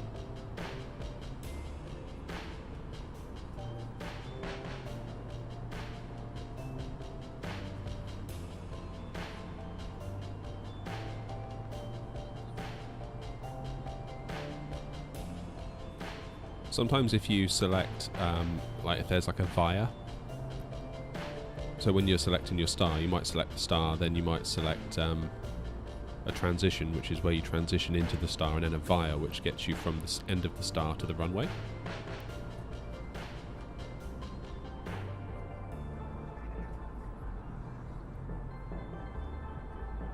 Then you've given the plane enough information to draw a complete line, because you're giving it a route into the star and a route out of the star to the runway. The transition gets you into the star, the via gets you from the end of the star to the runway approach. So there are occasions where it will do it all out of the box. But so say you didn't clear the discontinuity before when I asked, what would you do when you get to that waypoint? In this case, my plan was to kind of bring us in manually. So autopilot would disconnect. When it hits that discontinuity, you'll hear the plane sort of do its little bleep, so go delete, delete, and then autopilot disconnects. So then you would go into like heading select mode, where you would kind of use this dial here. So at the moment you've got dash dash dash dot, which means the plane is handling, basically the plane's steering for us, if you think of it in those terms. Autopilot disconnects, you would then start using this to dial in like a heading, and then the plane will follow whatever heading you put in. So I was gonna kind of bring us in, carry on the same heading after it disconnects, and then sort of do a right turn and another right turn to sort of make a little square. Or maybe even hand fly it. Yeah, there's nothing wrong with that. It is, after all, a flight simulator. Should probably do some flying. Not just let the computer do it all. Yeah, just take it over manually. And there is also, if you're worried about hitting the actual... Let me put it back into plan mode a minute. So it was this waypoint here. So we'd have carried on this way. If you follow my cursor, you zoom in a bit. We would have carried on, autopilot disconnects here. I'd have carried on, done a right turn, and then a right turn to bring us in.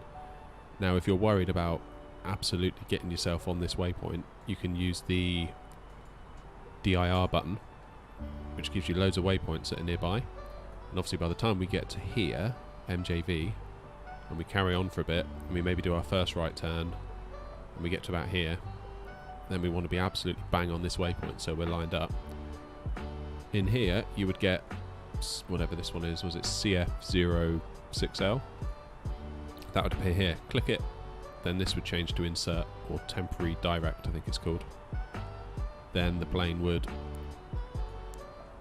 create a route, so you'd get a new green line appear from your aircraft on the map straight to this waypoint, and it would then take care of you again. So this is like a way of getting yourself back on an autopiloted route to a certain waypoint, which is quite handy.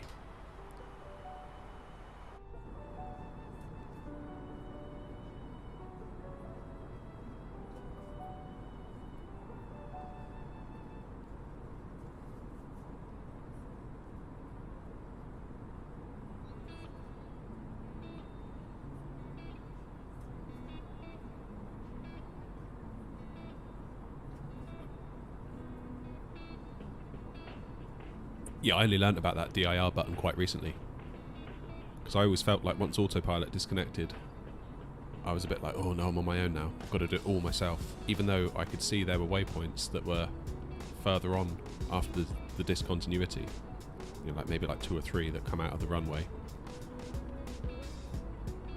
When I discovered that, I was like, oh, that makes so much sense now. It was really handy.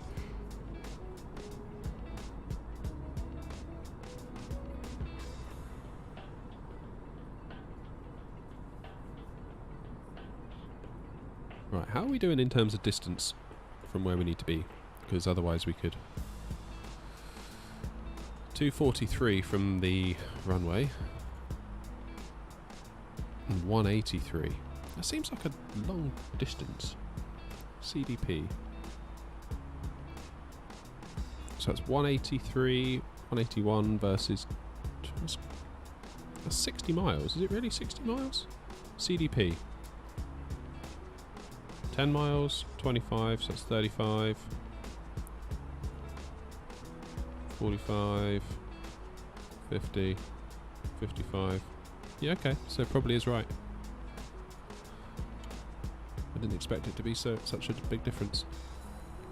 Alright, so in a little under 80 miles, we're going to start our descent in that case. And we'll do it at 1,700 feet per minute. Maybe we should do 1,600 feet per minute. 94 miles. Yeah, let's do that. Let's do that.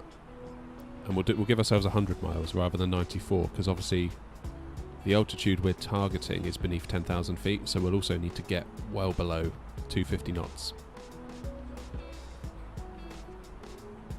So we'll need the extra few miles to level out at 10,000 perhaps to get our speeds under control. So actually, 74 miles to top a descent.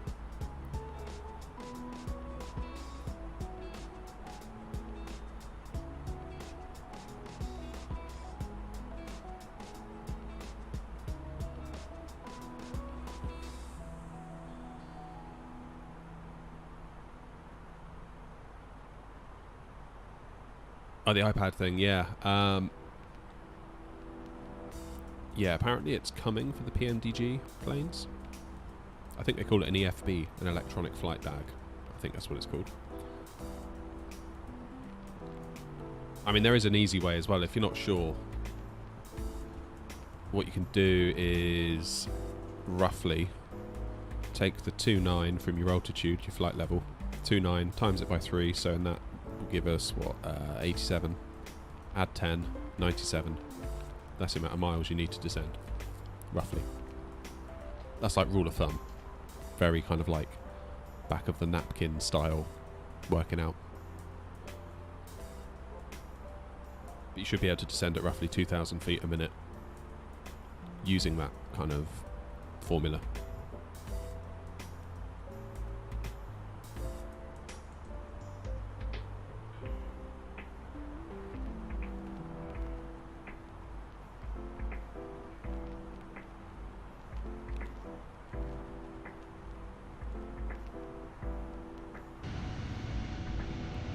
Now, have we got any smart targets? Are we too far out?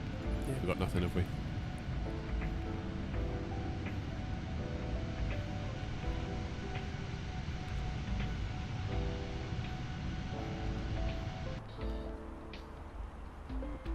So do you normally fly the 737 then, Shalice?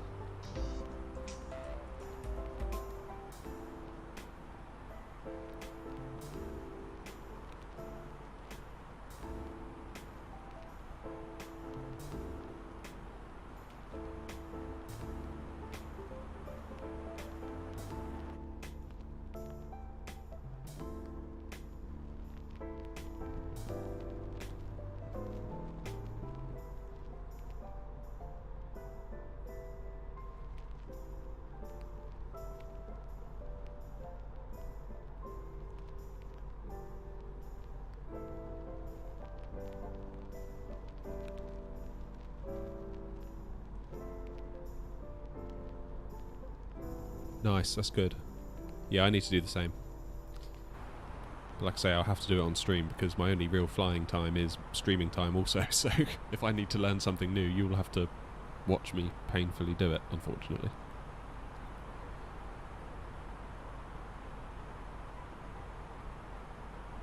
Alright, 50 miles. There's really not much to see out here, is there?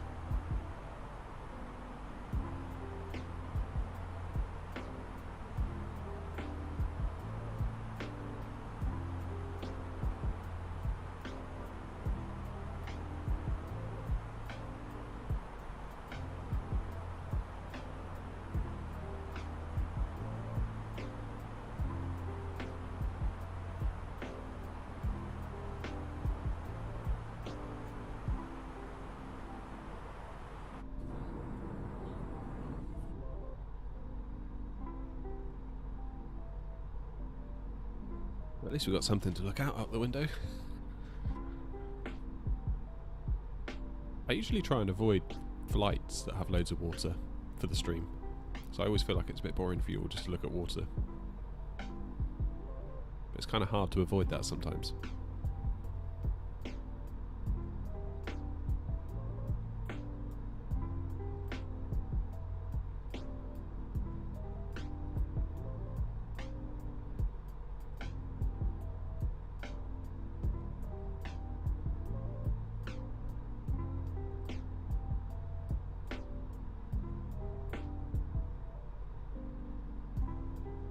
I still think that my biggest issue with the Boeings is doing the trim.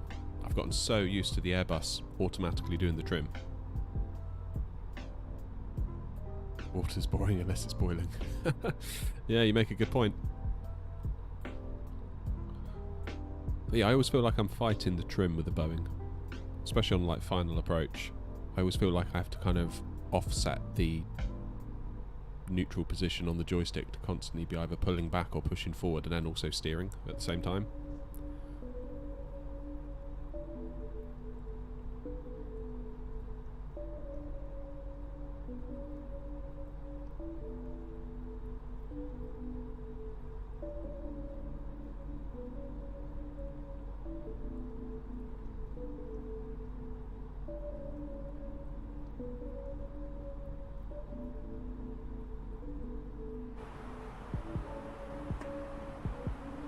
How are we doing?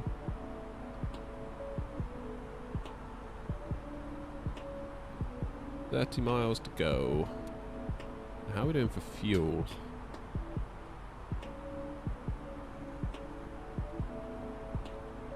Cool. I think we should be fine.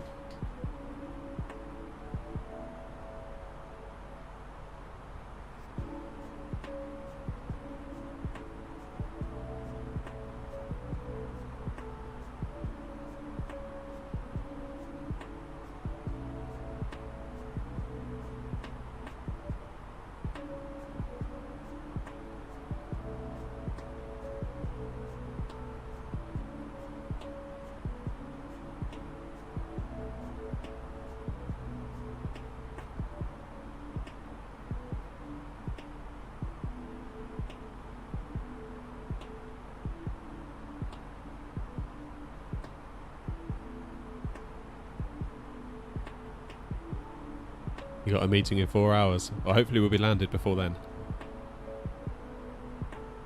If we're still trying to land in 4 hours, that's very bad. Very, very bad. What's the weather looking like, actually? Let's...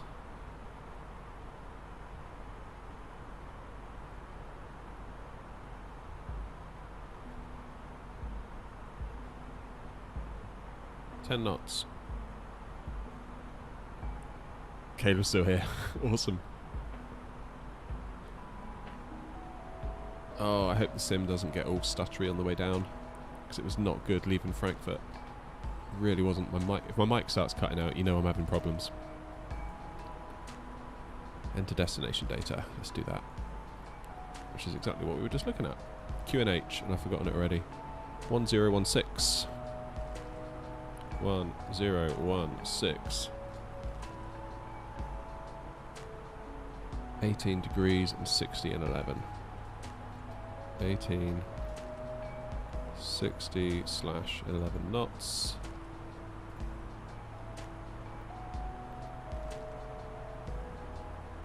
Well, I always find with this A330 as well, like, you know, you get the call outs on the way down, you're like 50, 40, 30, 20, 10.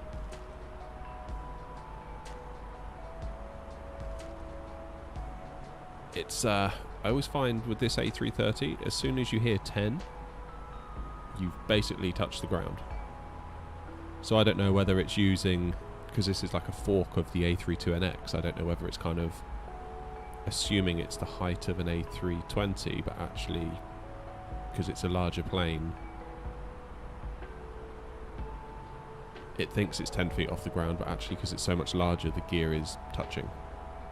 So you've almost got to consider everything is offset by 10 feet, which I think is just a limitation of this thing. But it's a free plane, so we won't complain. We just need to be aware of it. Butter or gold.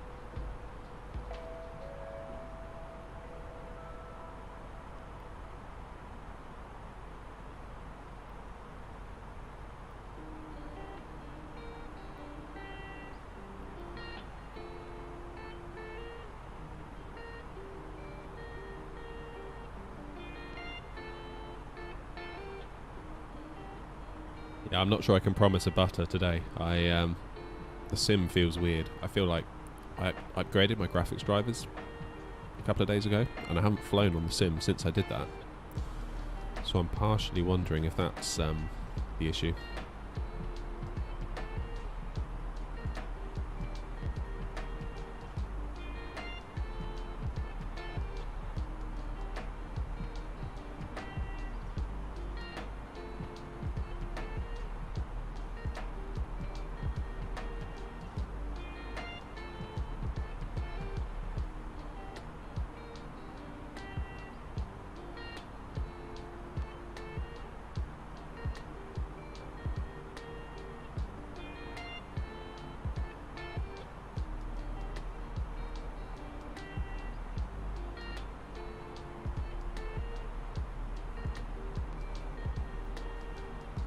Alright, let's descend.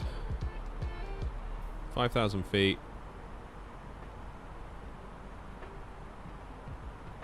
Now we'll do it at 1,600 feet per minute.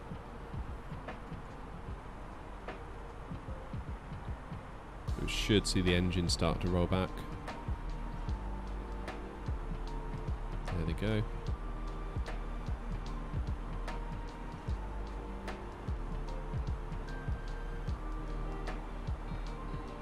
Name you a plane.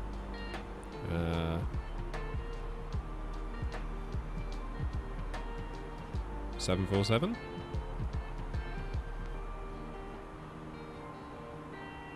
There we go. engine's dropping right back. They're at idle now.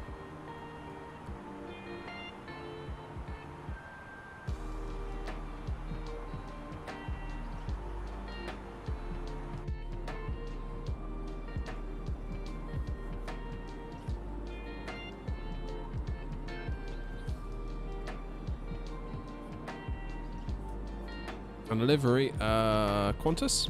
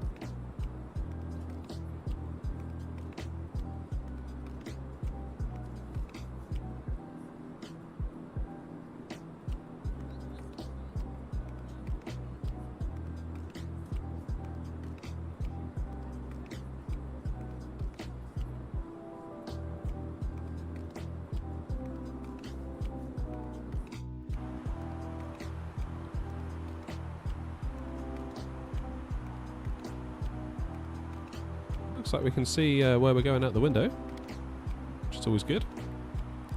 So I think we're going to sort of loop around the island a little bit. We're sort of heading over to the far side.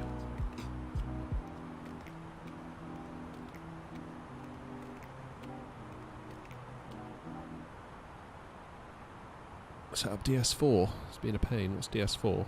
Is that DSC World thing? Never played that. If it is that, of course. Oh, it's cold out here today.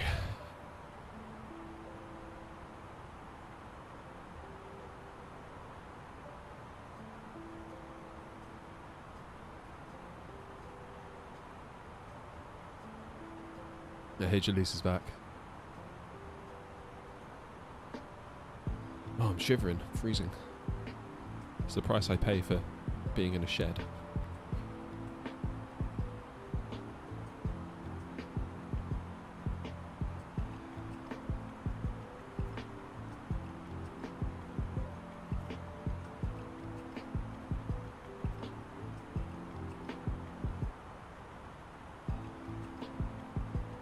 Yeah, I'm in a shed.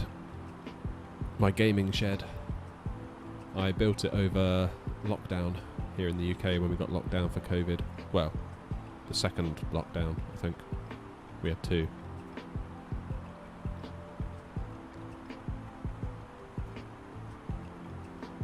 Yeah, I wanted somewhere where I could stream and kind of do stuff that was away from the hustle and bustle of the house, basically.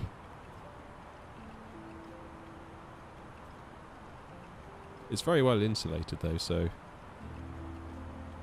it kind of gets too warm, in a way.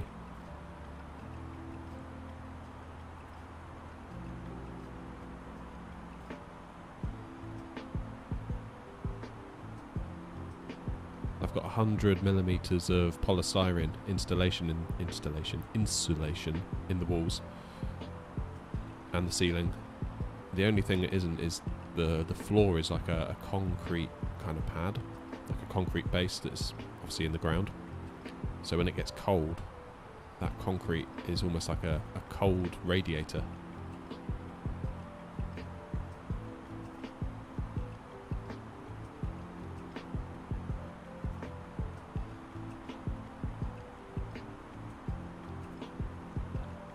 I could do a setup, so I could maybe do that on like the other channel. Or maybe this channel, I don't know. But yeah, I've had to install like all this air ducting system, so I had to drill some holes in the wall. And I've got like these fans that, I've got one that draws cold air in from the outside and one that pulls the hot air out, because otherwise, if it's like a sealed room that's fully insulated, there's no windows, there's only the door. I don't really want to leave the door open because all the spiders will run in from outside, and I hate spiders. Yeah, I had to put in this ventilation system just to get some air in and out. Because if you've got a PC running at full speed, that can kick out 300 or 400 watts of power, and almost all of that gets turned into heat. So you've actually got like a giant space heater in your room. So I've ran some ducting that actually connects directly to the PC case, so the hot air, when it comes out of the case, goes straight into a pipe and then gets pulled out of the building.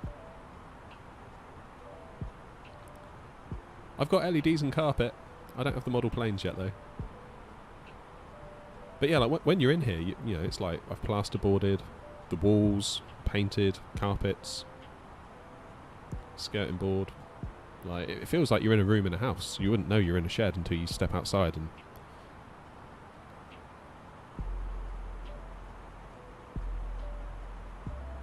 maybe I need to get like a little pad for my feet. Maybe get some like polystyrene or something, like a little foot pad. Apparently that does make a big difference on a cold floor. Just stop the bottoms of your feet getting too cold. Did I build my PC myself? Yes, I did. In the height of the GPU shortage, which was not fun.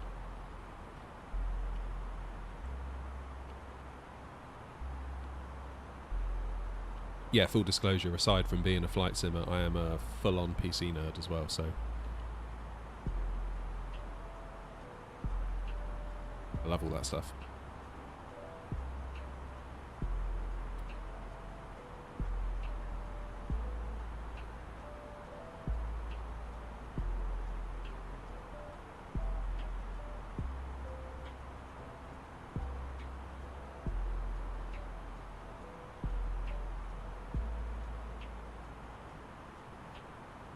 Oh, you like it too? Awesome.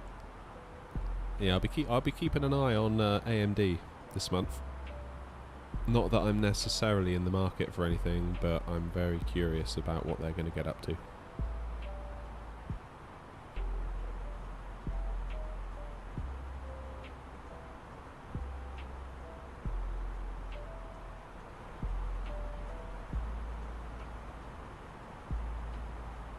Doing bad. We're maintaining speed. Coming up on 10,000.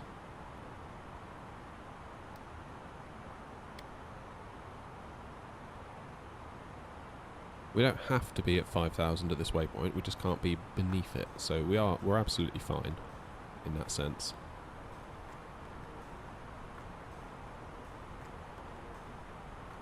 But yeah, with that AMD stuff, it kind of makes you realise what a sad state of affairs it is that you think $1,000 is cheap for a graphics card.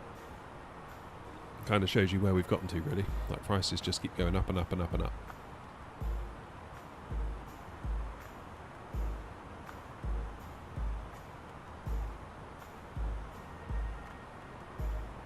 Like, the 4080 looks good, and the 4090 obviously looks good, but they're just so much money. Especially the 4080 relative to the 3080, it's like, usually you kind of get more performance for the same money, but they were like more performance for more money. It's like, oh, so there's no actual value there, it's just more for more as opposed to more for less, which is a bit of a shame. $3,500. What? Aussie dollars or US dollars?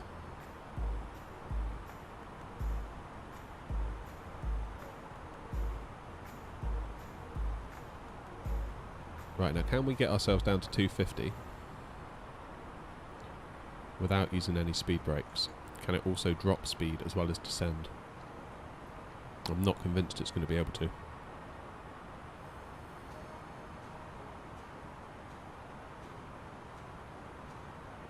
It is, but just really, really, really slowly. Right then.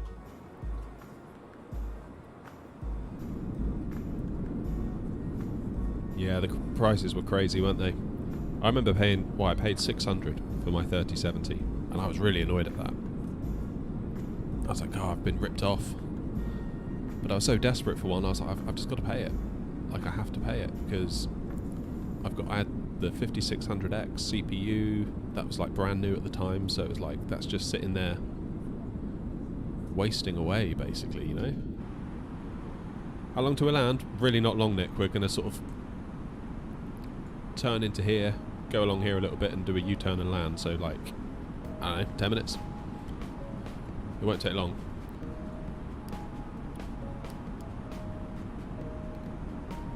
Okay. Local pressure still 1016, I hope. Yes, it is.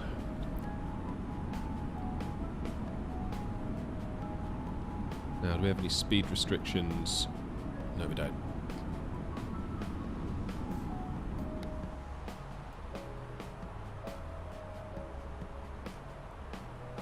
Speed's creeping up. We're going to need those speed brakes. I was hoping we could maybe get rid of them, but I don't think we can.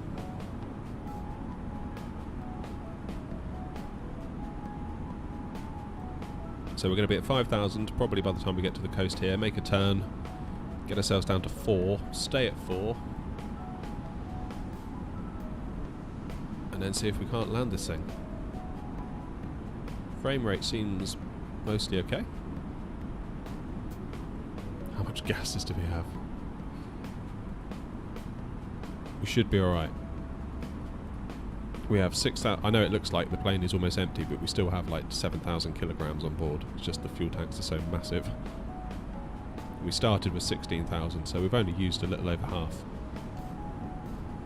So we're good.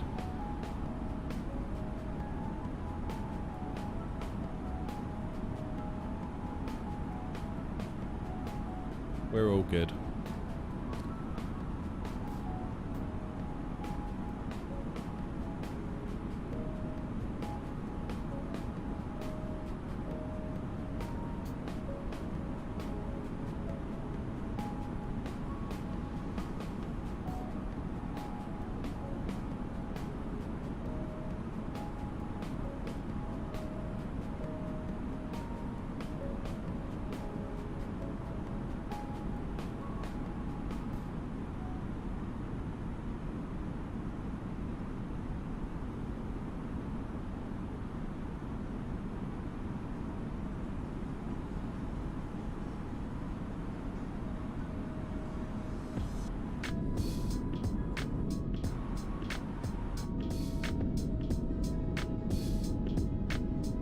Does it mean, or does that scenery look really rubbish? It's like it hasn't loaded in. That looks better.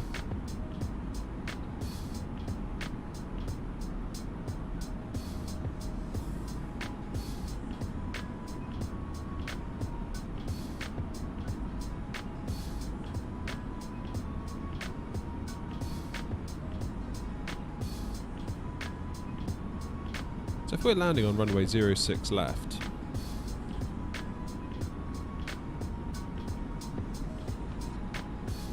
and the wind is at 60, which is 060.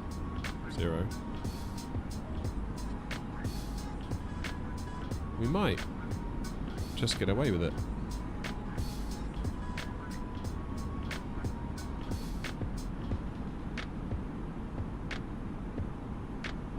We'll see. I mean, we've got live weather on, so you never really know how things are going to shake out. Got a feeling this is going to be a buttery smooth landing. Oh no, don't jinx it.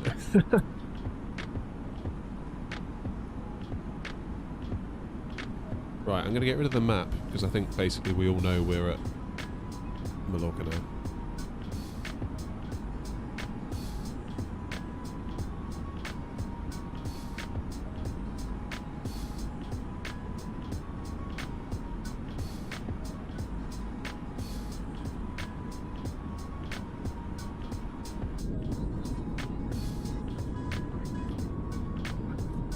How do you get the map?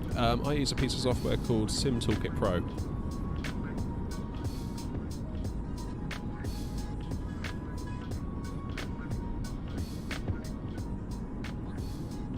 So you have to input your flight plan from like SimBrief, so it knows where you're going and can track the plane.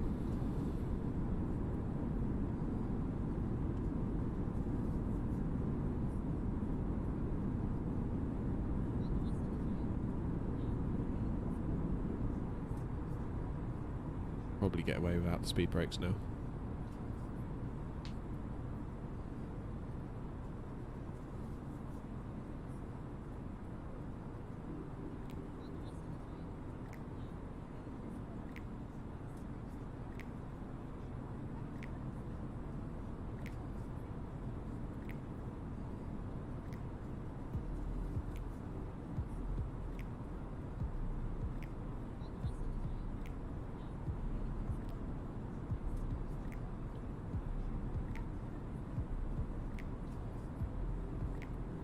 Okay, so we've got a waypoint coming up where we need to be above 4,000, so not below 4,000.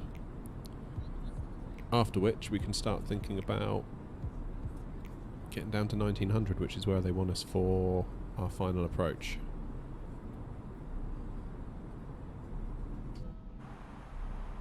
Here we go, look.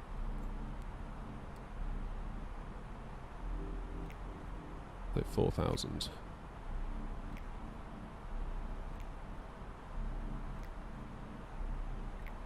Oops. So we'll do it 1,000 feet per minute. That should be enough. Then at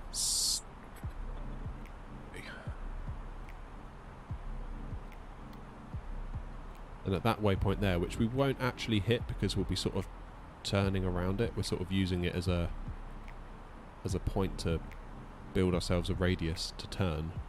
But we need to be at 1,900 feet by then. But we need to remain at 4,000 at this one here, NJV.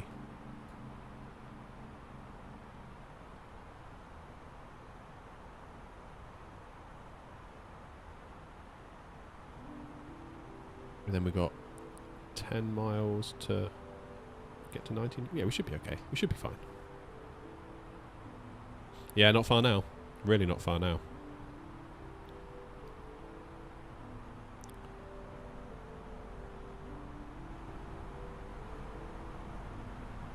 Really not far.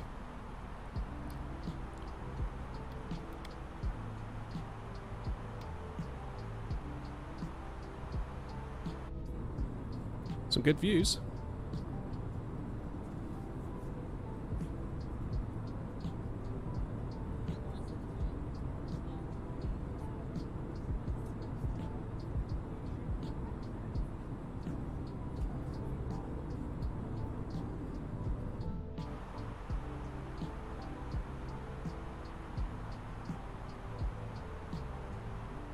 Right, let's do some checks. Got our lights on, and some good.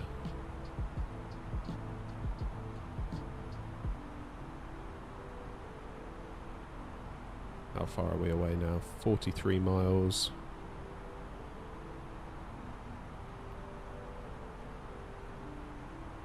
So it won't be long and we'll put our plane into approach mode, where we go into the performance page, activate approach phase. If we put our speed into managed, the plane will then find its approach speed that it wants based on the weight, based on all that stuff, based on our flaps.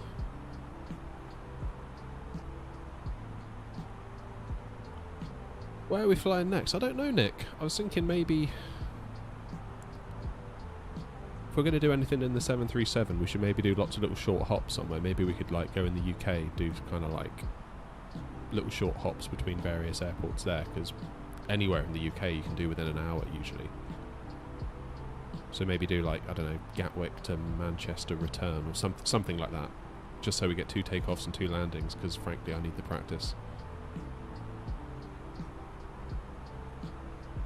I really need to get used to that that aircraft. Yeah, some Asia flights would be cool.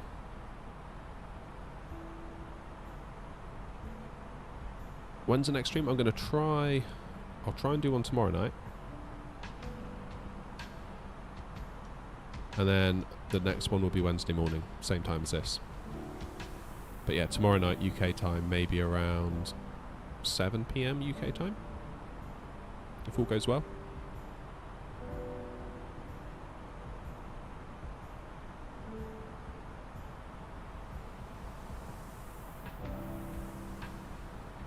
So where's that airport? That must be it over there, right? That must be it.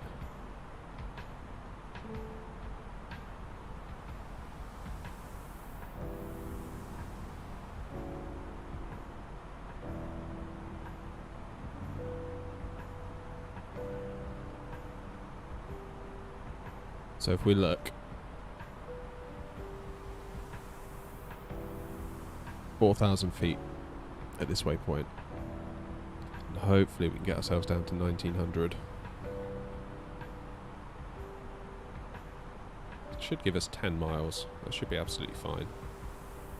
And then at the D point there, the decel point, we'll go into approach mode.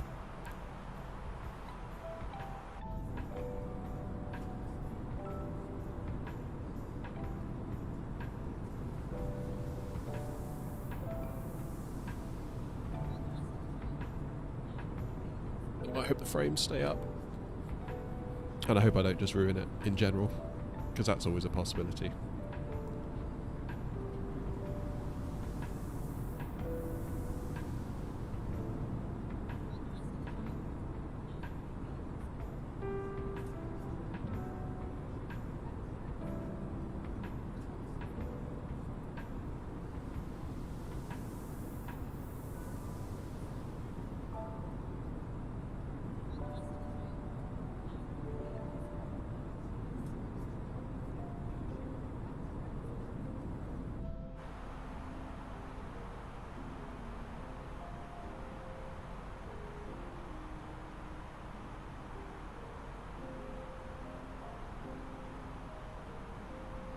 So we don't actually have that long of an approach, do we? That's what, like 5 miles? And we're going to cut off some of that.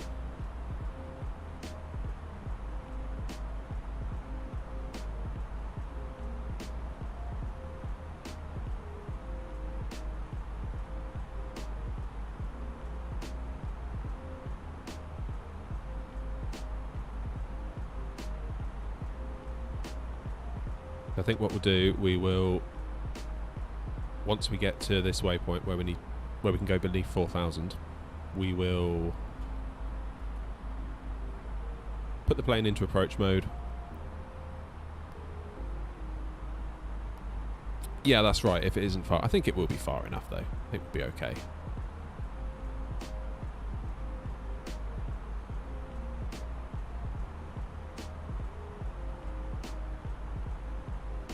I suppose we could actually. That might be a good shout.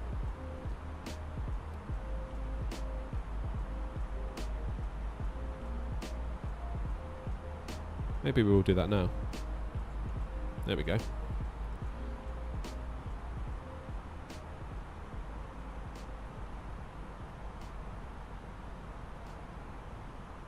So we're essentially going back to our original plan then, aren't we?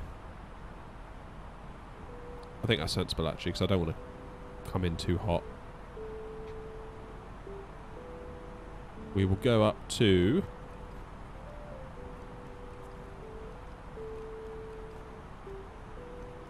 get about level with CF60L, CF06L I should say, and then we can try that direct to function.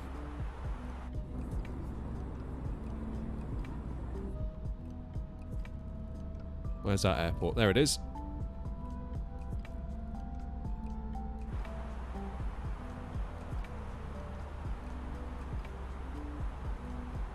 Okay. Let's get ourselves down to 1900 feet. 1,000 feet per minute sounds reasonable. And I want to, what's that, 190 knots? Got 60 knots to lose. Which isn't exactly nothing.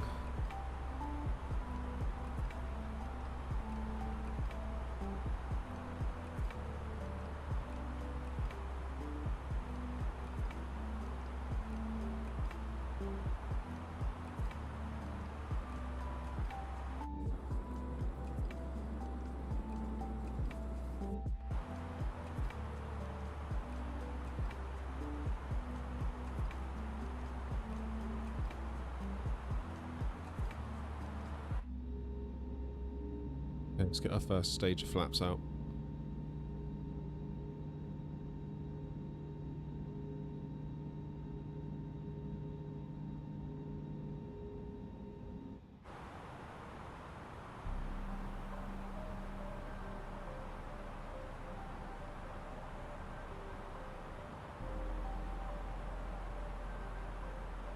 Okay, so we're nearly level. You can just see that waypoint.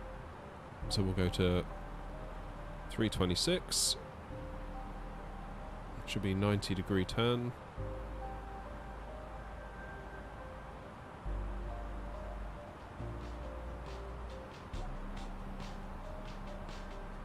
$2,500.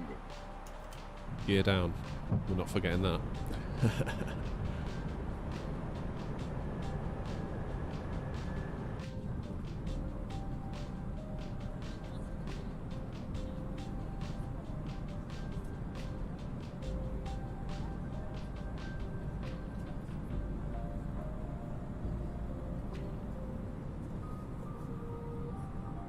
There's the airport, I think. Just over there. Alright, landing system. So yeah, we're going to sort of come across, and then we get to CF06L. We'll do our turn and come in on final.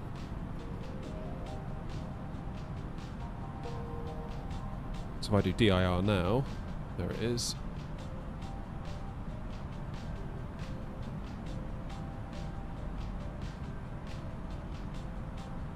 It's weird. It says FF06L, and here it says CF06L. Oh, FF is this one.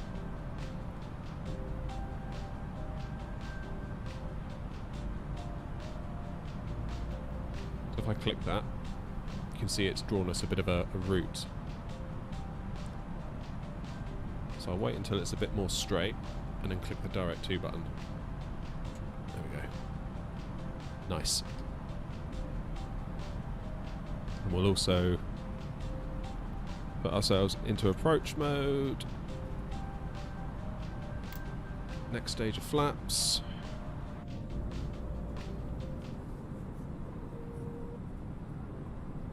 How do I know what heading to fly? Just basically working it out based on where I am and where I need to go.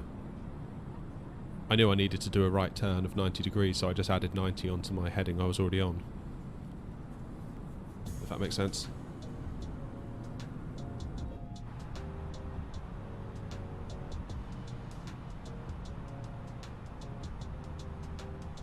There we go. So we've got the landing system on.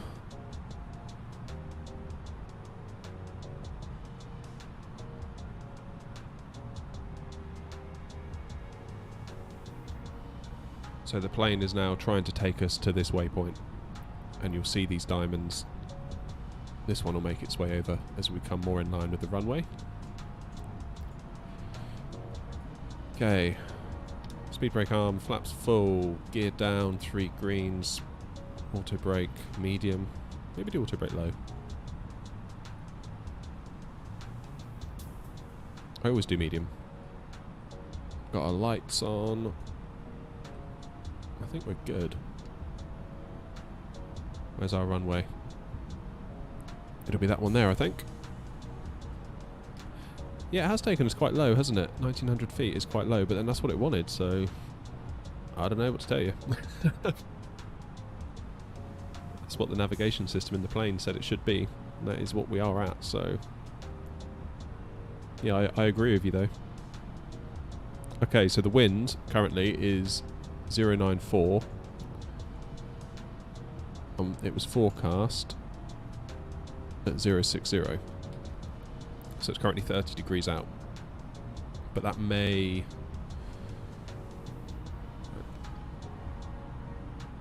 Okay, let's get our approach mode on the go.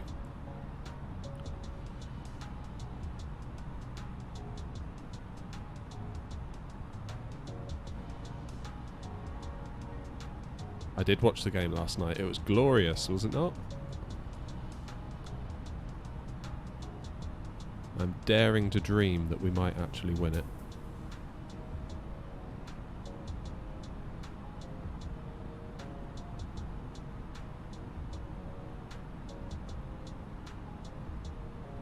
They just seem like a nice bunch of lads as well, I think. Like, they seem like they really want it, and I think they'd be very deserving winners. Obviously I'm biased. Right, we just intercepted the glide slope, so now the plane will start descending. There's quite a bit of wind we got there though.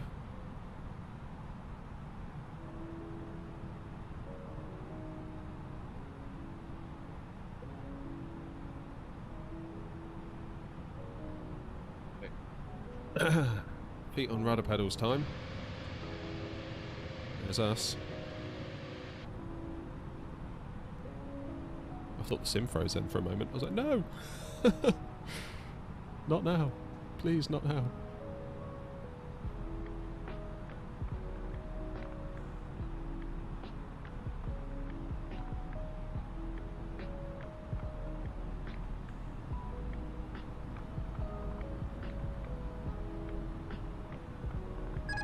There we go.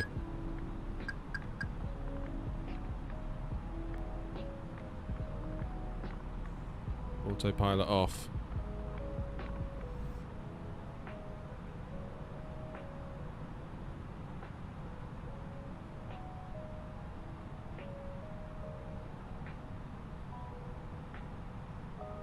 Blimey. This plane feels so much different to the A320. Right, we need to get right over to the left. 1000. Why is it pulling me to the right? I don't understand it. Let's try that again. And I'm weaving like a snake.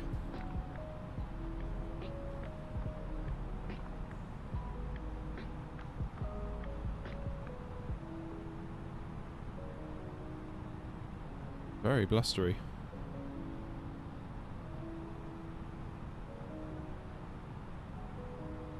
Okay, so now the wind has just changed. It's completely changed. Now we've got a full-on headwind.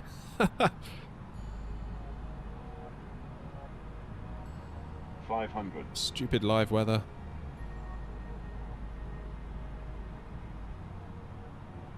400. Oh, over we go.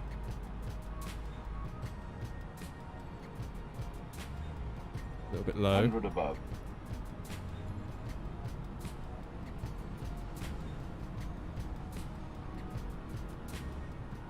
You put those trees in the way. Minimum.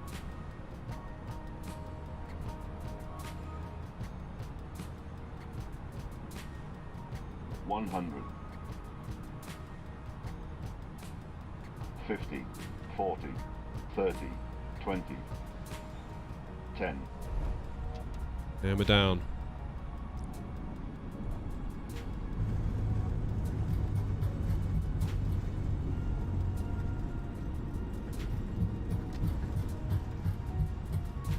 A little bit earlier than the ideal touchdown marker, but not by much.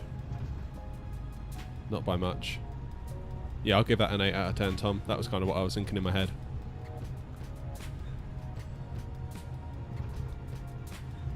Where did I get the A330? You can get it on flightsim.to. So flightsim.to. And it's a standalone aircraft based off of the fly-by-wire A320NX. So in terms of the systems that we've got on board, it's like really detailed.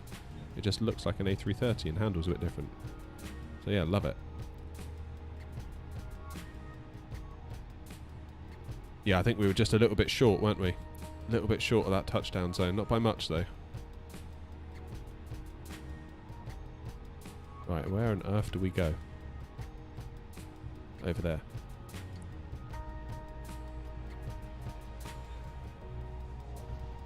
Hey, I'm glad you stayed as well. I appreciate it. It's always nice seeing you all in the chat.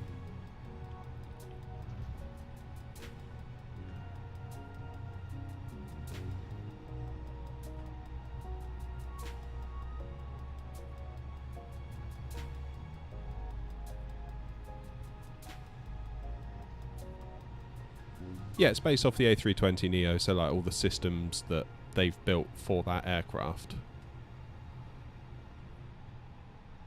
Where can I go?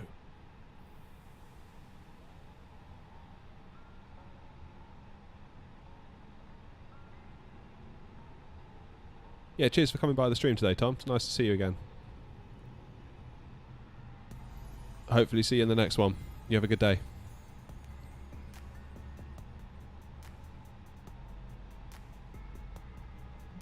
Frames are feeling a bit dodgy again. Thank goodness that didn't happen on the way down so much.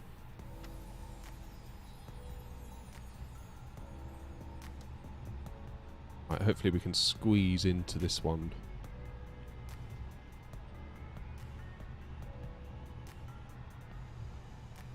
Without clipping anybody's wings, because we're rather large.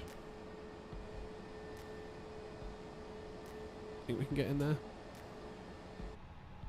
Let's give it a go.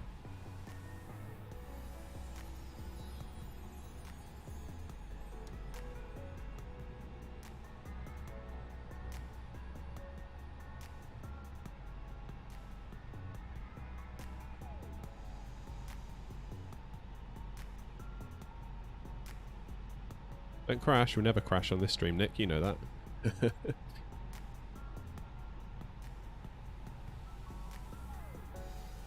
we go.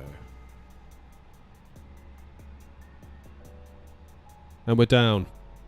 Oh, thanks for coming along, everybody. I really enjoyed that stream. That was really cool. It was great to see you all in the chat. Yeah, I'll try and do a stream tomorrow night, 7 PM UK time, so you'll have to work out whatever that is for you in your time zones, but that's the current plan. And then same again on Wednesday, this sort of time. And we'll go somewhere. Don't know where, don't know what in, but we'll figure that out. And I think I'm going to have to end the stream there because I've got to go and be a responsible adult now for the rest of the day, which sucks, but it is what it is. Anyway, thank you all for coming. I'm going to press this button to stop streaming, and I will see you all in the next one. You'll take care.